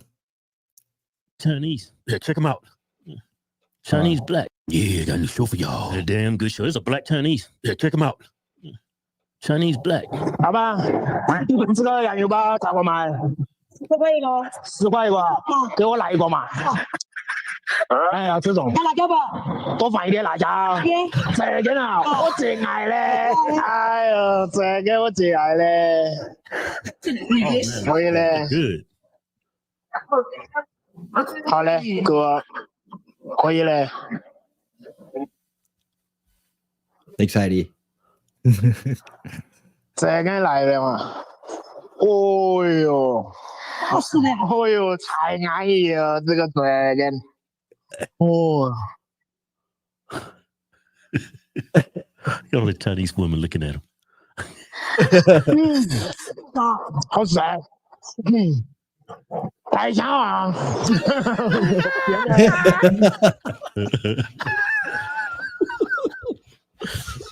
Here's another video. I don't know what he learned.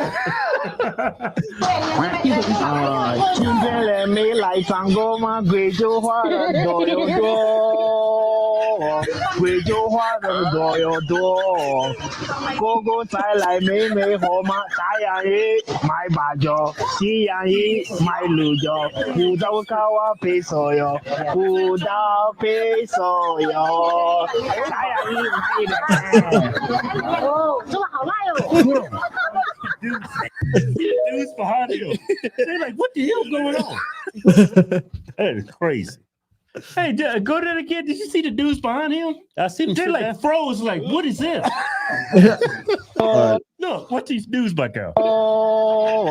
贵州话人多又多，哥哥再来妹妹喝嘛，大洋鱼卖8角，西洋鱼卖6角，葡萄烤啊配所有，葡萄配所有，大洋鱼卖100。哦，这个好辣哟！ Them people stop walking and just stop and start looking. He couldn't find a gold chain. See that gold chain put on? Yeah, the gold chain on. I was just listening. Yeah, you see the gold chain? Hey, you see the gold chain? The gold chain, man. I was looking at his personality. People don't wear gold chains in China. His personality. But what? He got a gold chain on his neck. I didn't even see the dang gold chain, man.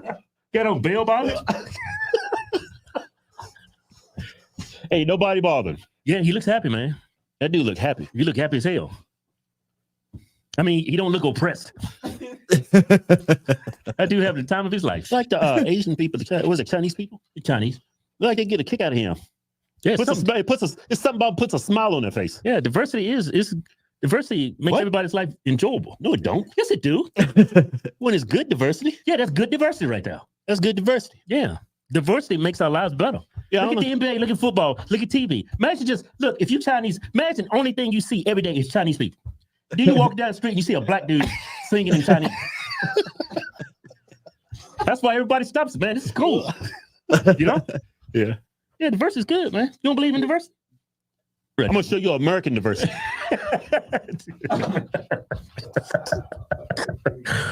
Here we go. It's out of Chicago too. That's prime diversity right there.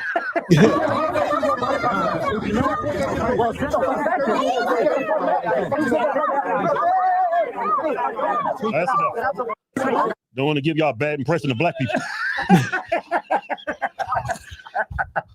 Like that black Chinese fella. Yeah, man, that dude put a good like I don't know what it is. It's something about dark skin, like black people. When they have a good spirit, it's different. It's when you see a white person happy and jolly. When you see a black person, for some reason, I don't know. Maybe I'm crazy, but it's something that's different about a black. Yeah, like that black guy in China. He's got this aura, this joyous aura about him. Yeah. Then if I saw you, it's like evil and it's like shut up.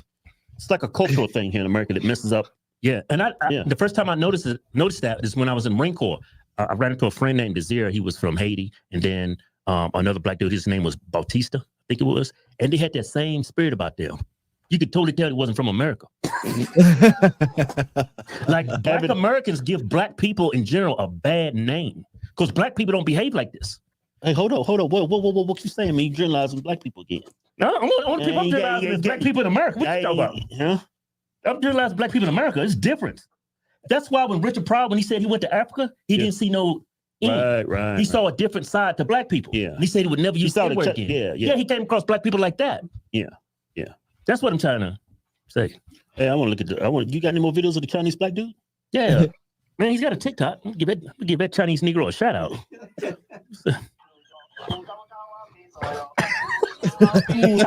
So he goes by.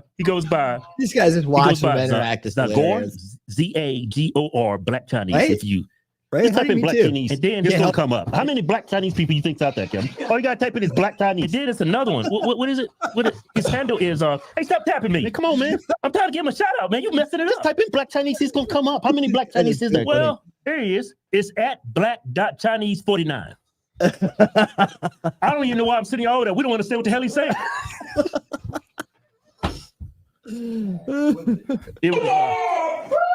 It's at black.chinese49. Look at him. Look at that smiling. He's smiling. You look happy. You got that smile. You found him? Yeah, pull him up. Click his icon picture. Watch how happy he is. Can you click that? Watch. Look at that video right there with the flags, all the way to the right. Oh, yeah. Chinese parade. Yeah. Hello.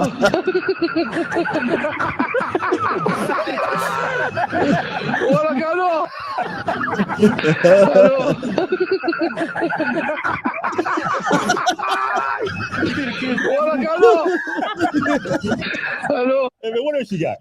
Look, right there, dead center. Oh, yeah. He's dancing, huh? Yeah.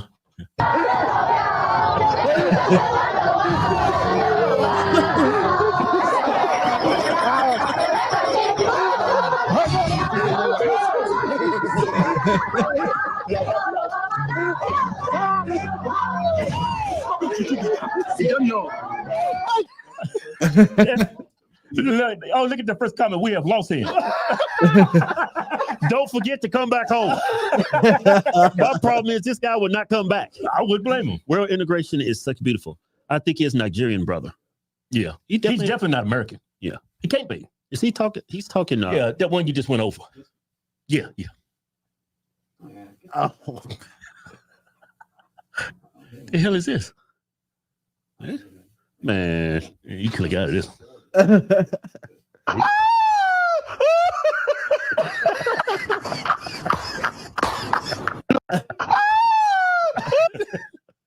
Hey, click that one where he's just. Wait, what's that one right there? He walking. Hey, Kel, hold up, right here, right there. I want to see him. Is he talking right here? Yeah. What's he? I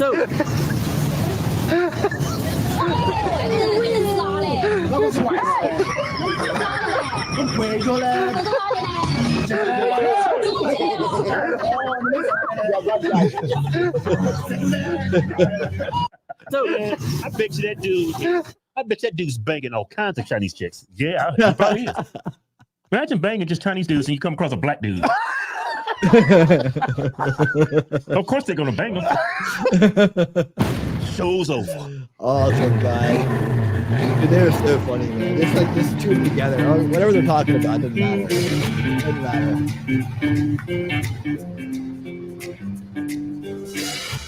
All right, I'm lagging on YouTube again. Hold on. Okay, there we go. Let's see how we're gonna do this. Oh yeah, we gotta do this one. Pull this one up. Got a couple more for you.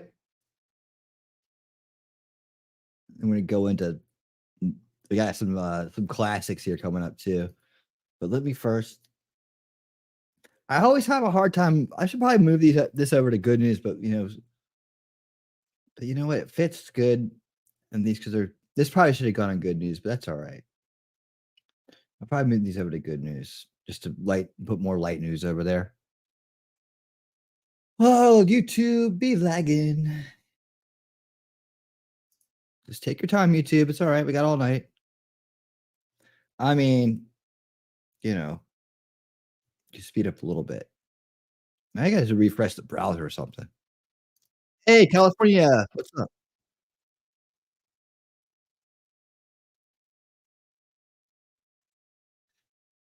Oh, I'm just battling my browser tonight. It just happened like halfway through the show, but there it is. There's California Tiki. California Tiki, what's up?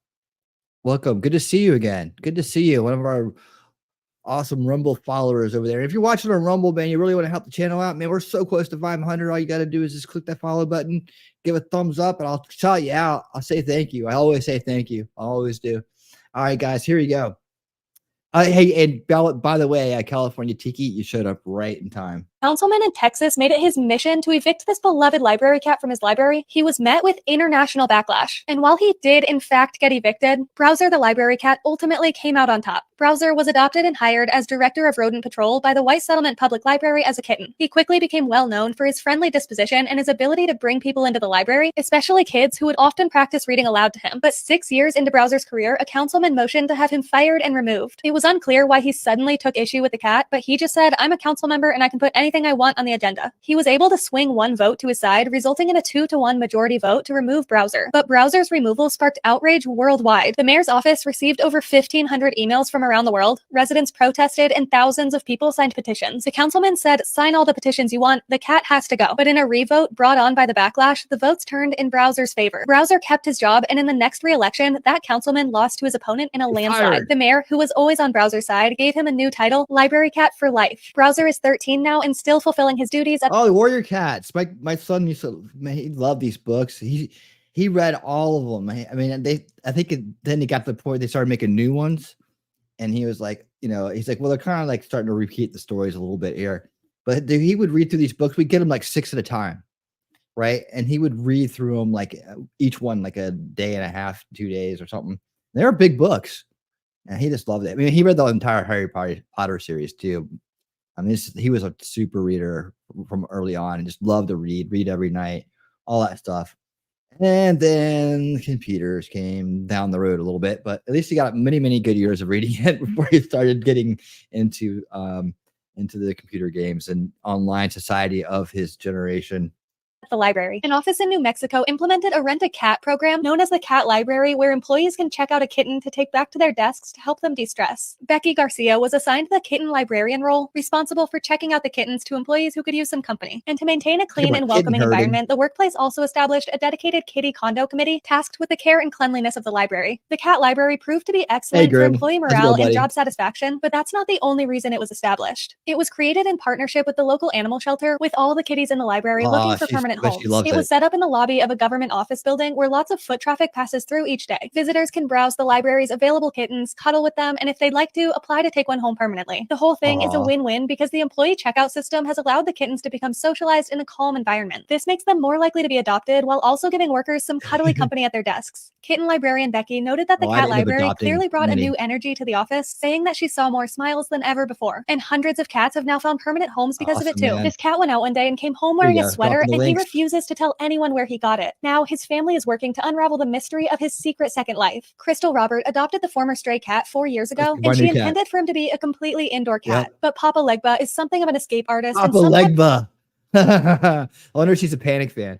I have to go find that song for tonight. He manages to sneak out, always coming home just a little while later. But recently, he started to seem like he was on a mission each time he left the house, always making a beeline in the same direction. And last month, after leaving the home with only the fur on his back, he suspiciously came home wearing a sweater. Over the next few weeks, he continued coming home with new sweaters, each time keeping his lips completely sealed about where they came from. Maybe Papa Legba opened a credit card and developed a shopping habit. Or perhaps just a bit more likely, he has an entire second life with a second sweater-loving family. Crystal went door to door asking each neighbor if they happened to have a sweater-wearing cat, but nobody admitted to being Papa Legba's second family. So the mystery remains, but Crystal says that she's relieved to know that when he sneaks out, he's just going to split his time with another loving home. I'm Jen, and I post something positive every day.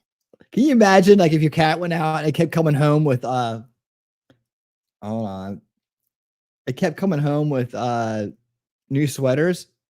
That would be so funny, dude. T-Rex Trucking and More is here. What's going on, T-Rex? How you doing, my friend?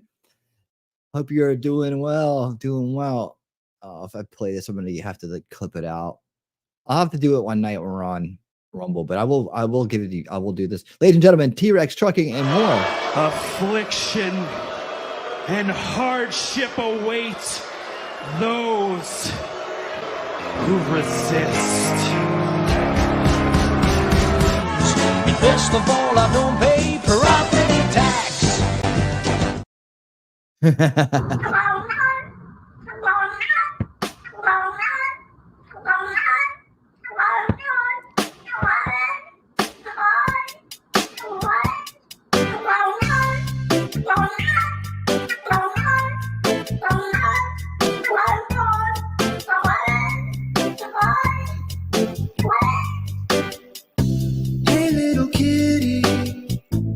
Yeah, I spent $6.50 on tires. I got the beat today. You are a shining star. Oh, that little voice of yours is opening all the doors that you thought were closed, but they're opening now. I go meow, go meow, I go meow, go meow. I don't know who I am. Go away, go away. I go meow, go meow, I go meow, go meow. I don't know who I am. Go away, go away. No, this is time for new tires. That's how to do it. Yeah, Kip is awesome.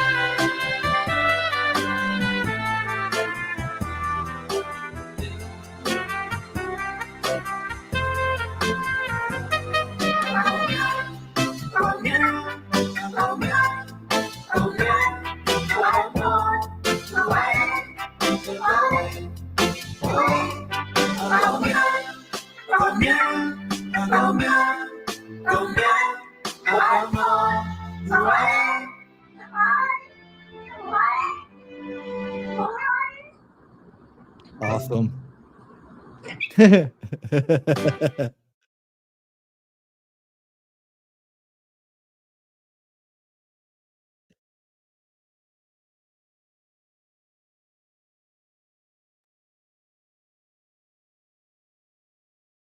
Right. The Kiftness. He actually goes on tour and plays those songs. Europe. In Europe, some people who do songs like this and like do like metal covers of pop songs and stuff, they sell out places. Like, why wouldn't you? Why wouldn't you? Hold on. All right. So hey, you know, we give cats a lot of love around here, especially this time of night on Winning Saturday Night. But you know what? We love dogs too. We just don't have it. I don't have any, but you know, we love dogs too. Dogs are awesome. And I know a lot of you guys out there are dog lovers like Chris and like T-Rex Trucking and more. And there's probably more. Yeah, there's probably more. But here you go. Just for you guys tonight, a special segment, the best dog news bloopers. Next on News Be Funny, World's Ugliest Dog, World Dog Surfing Championships, Coffee Pug Delivery, all of this and more, starting now. So how are you coping with all the fame? Let's just say drive through the weekend, What in the world is that? I hope he didn't pull that off the building. So the system pulling away right now, and the sunshine increasing, and there is a dog behind me. Okay. Let's take a look at sport news now. I hear on Afternoon Live with Hugh Ferris. And no, that's Amy Garcia. At the best possible time, Laura Terrell has some much more positive news she's keen to share. We can all be impatient, but there's one annoyed Ohio pup that's getting national attention. Take a look at this. Oh, is it T-Rex? That is Diamond. A couple had stopped at the Subway in Grove City for some lunch when they saw this little dog barking and honking and its owner to hurry up. By the way, Diamond's owner was only inside for just a few minutes. The video was posted on Facebook. That's so Ohio. Turns out this is not the first time Diamond has caused a ruckus. The pup has been seen around town doing this. That is hilarious. Todd's about to lose it. But seriously, what a sassy dog. I can't. The boss. This is why we can't show Todd pet stories. That is hilarious. Oh my God, that's funny. The Greenfield Police Department received nearly $4,000 in protection equipment to ensure Officer Donut's safety. Police say what they discovered. Oh, hi. Hi, guys. Be careful. Be careful. Thank you very much for that, Catherine. See you later on. I think Flash has just spotted a treat. Look, Oh. it's gone. We've got a Kirkwood down. We've got a Kirkwood down. Someone save Carol. Flash is gone.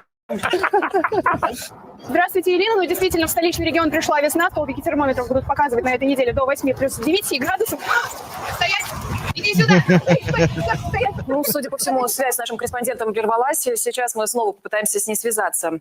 Even though it's already been a big week for Bob Buckley and Cindy Farmer, it's just gotten even bigger. It's time for the annual World's Ugliest Dog Competition. Oh, my word. What happened to that? Oh, I'm sorry. This competition takes place Friday in California. These are oh, my word. All right, the winner.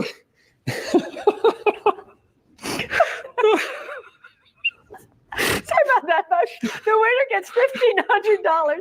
Organizers say it's not about making fun of the ugly dog, but it's a way to showcase pets that don't meet the traditional standards of beauty. I'm not laughing at the pets. I'm laughing at Bob's reaction. Oh, their mamas love them. Their mamas love them, and their owners love them too. Oh, my. Bob's done. Hey, how much did you have to pay for a gallon of milk or a carton of eggs at the store? Well, get ready to pay a lot more. Stressed of us going back to work. Hash Brown's clearly very stressed about coming to work. Hash Brown's not remotely stressed. He's wagging his tail. Is Hash Brown here, is she? Hey, they're both boys. Oh, they're both burgers, yeah. Alan, you're right. We'll leave Alan have his cuddles with Hash Brown. Vicky, looking forward to chatting to you again in a few minutes' time. Time now to go over to the Virgin Media News. Now for the pets. Now the Pets for Patriot Project. They do need to. Great. Now with this program, the pets have to be at least 40.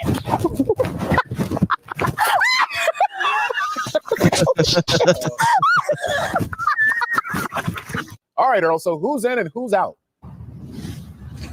It's a crazy weekend here. We got a dog that's we're in Fraser right now. Come on, quiet. I got a dog that's apparently taking a liking to me, and down, boy, get out of here. It's a stray dog. I tell you, we're going to come back to you because I can't get this thing to leave you alone. We'll be back. All right. Let's see. What do you think? Really good. I mean, it's like excellent. What's it taste? Oh, He likes that one too. he likes it too. It's like a sorbet, so. You know what I think it is? It's those hot temperatures that we've been experiencing here in Southern California. that Just as wants to well. pull off. Oh, you want me to taste it? Right? Maybe try it before your dog has it rather than not after. bad at all. Oh, I have it all the time. Yeah. Delicious. It's really, really good. It's It's like an ice cream party in here. Thanks to a burst water main, Mike Holden is out on the streets of Pittsburgh. Are you good? Do you guys have water in your basement? Their dog's running out now too. So we'll be out here. Here he is. Hi, puppy. It's okay. Oh, hi. He's a sweet dog. Live TV, guys. It's okay. I love dogs. So stay with us, guys. Mike, I have a Surprise question. television moments on Channel 11. Yes, Mike, I go have a ahead. question. Oh, I don't the know the dog ran dog's away. name, Catherine, but he's sweet. Just It's okay, pup. Based on I wish the, I had treats. No, I just want to watch this. But based on those crews and the work that they were doing. It's okay. Does it look like they Yes, know? go ahead. I'm listening. Okay. Does it look like they know where the break might be, or are they still rooting around for it? That's a big question too, and we're quite literally in the middle of it with the dog and the crews behind us. So right after this live report, the initial call came in for the corner of Vocal Ave, and it looks like Pennsylvania American Water is now positioning, Puppy, you have to go home. They're positioned right up here at the corner. So stay with us. I'll, of course, get you guys answers. This is all very preliminary. But who doesn't love a dog? What a morning, you know? Only on 11. Don't lose the dog. All right. He's okay. He's good. He likes the water. Go get the leash. Thanks, guys. Bye. Oh my God. Come see. Look at that dog.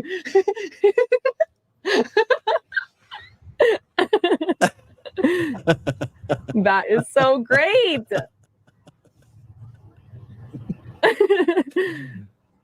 Are they looking at that? Yeah. That's awesome. Tomorrow, yo, sure, it's under control. Everything is. Hey, let's meet today's pet pal.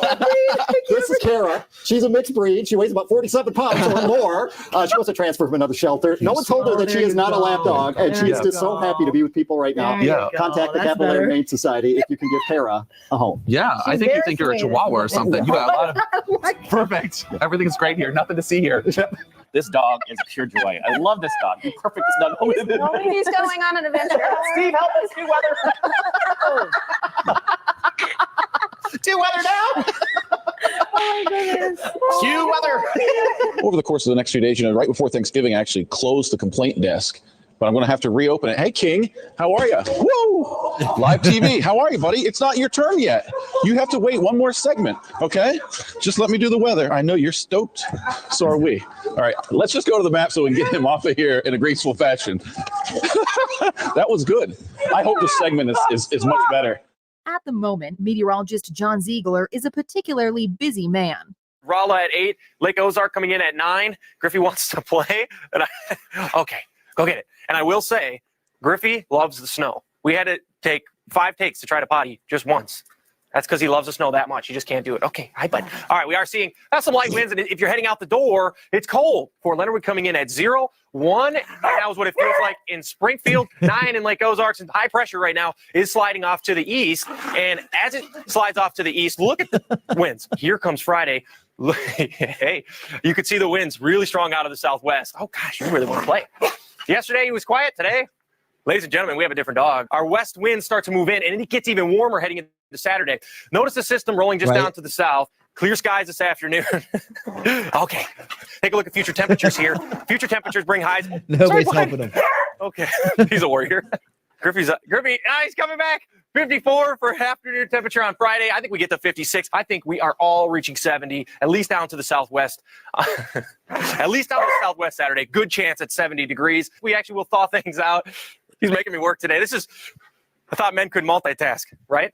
All right, 26 tonight. It'll get a little bit, the fake throw, it works. Now, you're watching BBC News. Just bear in mind, it is August.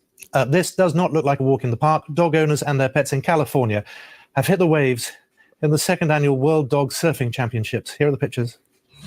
The competitors' main challenge is to stay afloat on the board.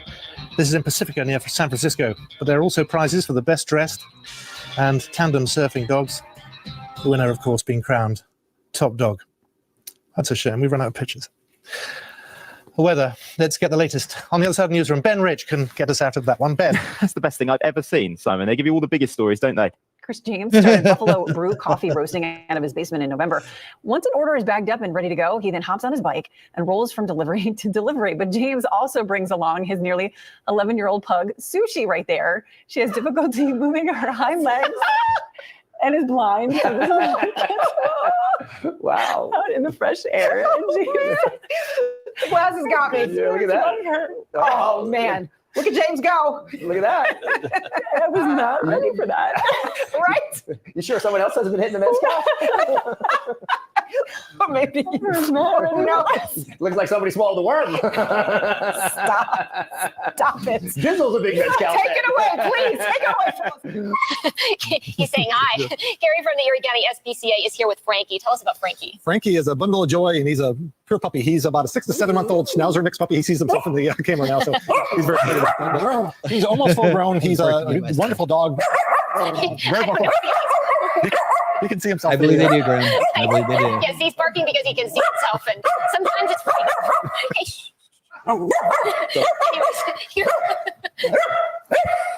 Live TV, folks. What kind of name are you looking for him? He loves to go for long walks, play with other dogs. And everything. He loves to bark. He just doesn't like seeing his own picture on TV. So. I don't blame him. And how can folks get in touch with y'all? You want to see our door, or they come and see us at West Seneca later on today. Gary, thanks. Stay with us. Michael, update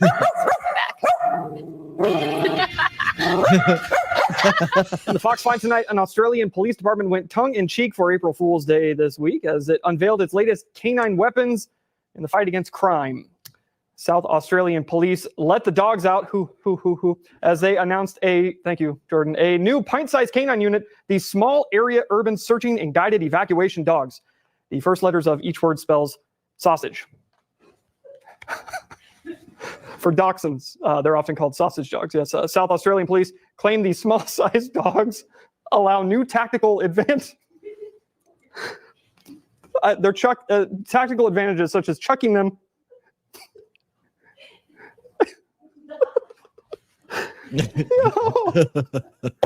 Okay, it was an April Fool's joke is the point of all of that. No dogs were hurt in the making of that video there. And that's it. I don't know how we're going to top that, but the hotspot's coming up next. Stay tuned. Meanwhile, Chuck Heaver's weather forecast is almost at an end. If you connect with me, then you can send me a picture of your animal. We are not exclusive here. We pull in everybody, and here's the proof in the pudding, folks. Today we have a fluffle of bunnies. Look. Oh, I got an angel. Wait a minute. Hold on. Can I? This is ridiculous. What? Where's your bunnies? Come on. We wanted bunnies. This is ridiculous. We're done. We're done. I think we should get a break. Okay, sorry. All right, pull together. So for context, folks, Chuck has been bragging about bunnies that he wanted to share, and he has been working really hard on a bunny picture. And just to let you know what happened, Angel was our last time that we had it, and poor little Angel is adorable, but we can't seem to find the bunnies. So just getting you caught up to speed at home, this is what's happened. We've dissolved into laughter, and we will get this train back on the tracks for our next story. Chuck, we're expecting bunnies. Okay. All right, what's happening now? Okay. Nope. Tears up. I can do it. I can do it. All right, holidays are done. Yep. Weather is cold and gloomy. In today's Health Minute, Mandy Gaither has more on how to break those winter blues. We have, besides talking to John, who's been out walking his dogs, talking to other folks who have ventured out because they have to. Uh-oh, this dog, I hope they don't realize this dog just ran out here. Hey, come here. I don't see an owner. Okay, hi there. I'll keep an eye on her. Anyway, hello. Oh, what do you know? We don't want to forget the people we talked to earlier. I want to get to know this dog. I got a couple of businesses going. If anybody knows that dog, it's John. John's got to know every dog. No. John lives over there. This dog came from over here. Oh, well, I'm sure it lives in this house, but there are cars coming and going. We have now expanded the business to Bob's ice scraping and kennel service. Life is good. I won't charge for this. This is a freebie. This is why you don't stay indoors on a winter day. Oh my gosh, I love it so much. I'm so sorry. No, are you okay? Did she really just run out? Yes, she just jumped through the gate. She got through the gate. She wanted to see us. How are you doing? Okay? Yes. Okay, be careful. It's very slippery. And what's this dog's name? Pierogi. Pierogi. Oh, I love that name. Life is good. Oh my gosh. Life is good. Thank you so much. Be careful, okay? We're doing it all, people. Oh, this is awesome. I can pleasure. hear our photographer Indira cracking up in the background. This is great. She's giggling. She's having a fun time. We got a All right, I'm gonna stop it right there, and we'll have a little bit of that for later on. I think I got a mix of that and a mix of some other cat blooper stuff too. Like I got some of these videos we hadn't finished, so I can bring them up. Yeah, pierogi. Yeah, it's come up a couple times tonight. Yeah, there you go. That's the word of the night, guys. It's the word of the night. Oh wow. Well, man, we had a good time here this evening, y'all. Yes, we have indeed. You chat amongst yourself while I get together the out jam here. Oh, no.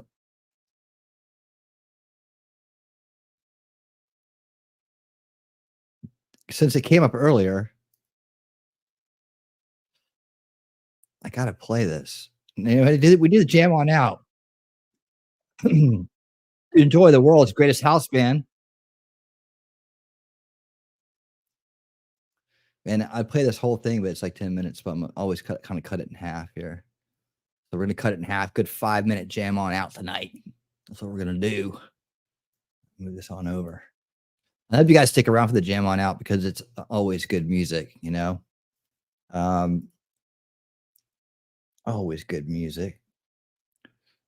But we had a really great time tonight. I think we've all learned something and had a good time. And that's what we're all about here on Winning Saturday Night. Of course, I'll be back tomorrow night at 8 p.m. Eastern for Old School Watch Party Sunday with Talking Trash and Truths, my co-host. And it's a big surprise. So look for the video, the link to the stream as it comes out tomorrow, and the promos that we put out. Remember to ring the bell if you're new, because you need to ring the bell because YouTube doesn't like to promote my base takes on things. So make sure you ring the bell so you get the notifications. You're all invited to join the Discord.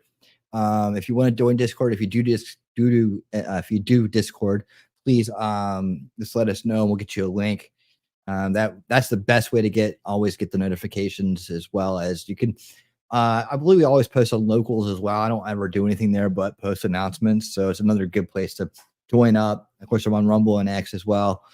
So wherever you can, just remember that you probably won't see the announcements in the community post naturally unless you hit the notification bell. That's just the way it goes when you're fighting a corrupt establishment and you're a small creator with base takes.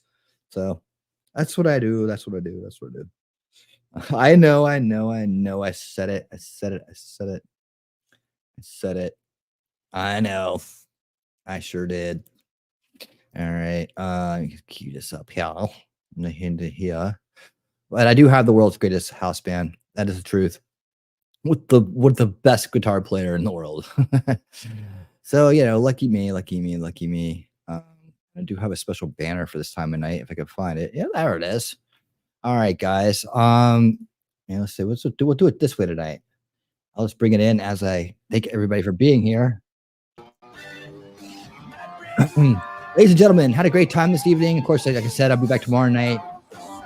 Thank you to each and every one of you for being here. I really do appreciate the support, and I hope you guys get something great out of it. Remember to stay active. Be active when you're out there. Full strength to the finish line. Go see Gronspar's new video that's out. I didn't find anybody to redirect us to, so we won't be redirecting tonight. And I'll see you tomorrow night at 8 p.m. Eastern for the kickoff show here on YouTube. And then we'll be going over to Rumble and X exclusively for our feature presentations. And until that time, ladies and gentlemen, stay based, get active, and keep on winning.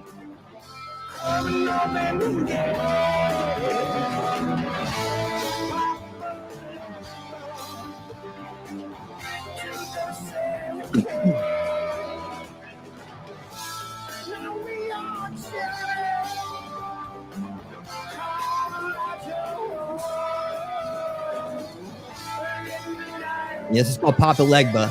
We heard it earlier.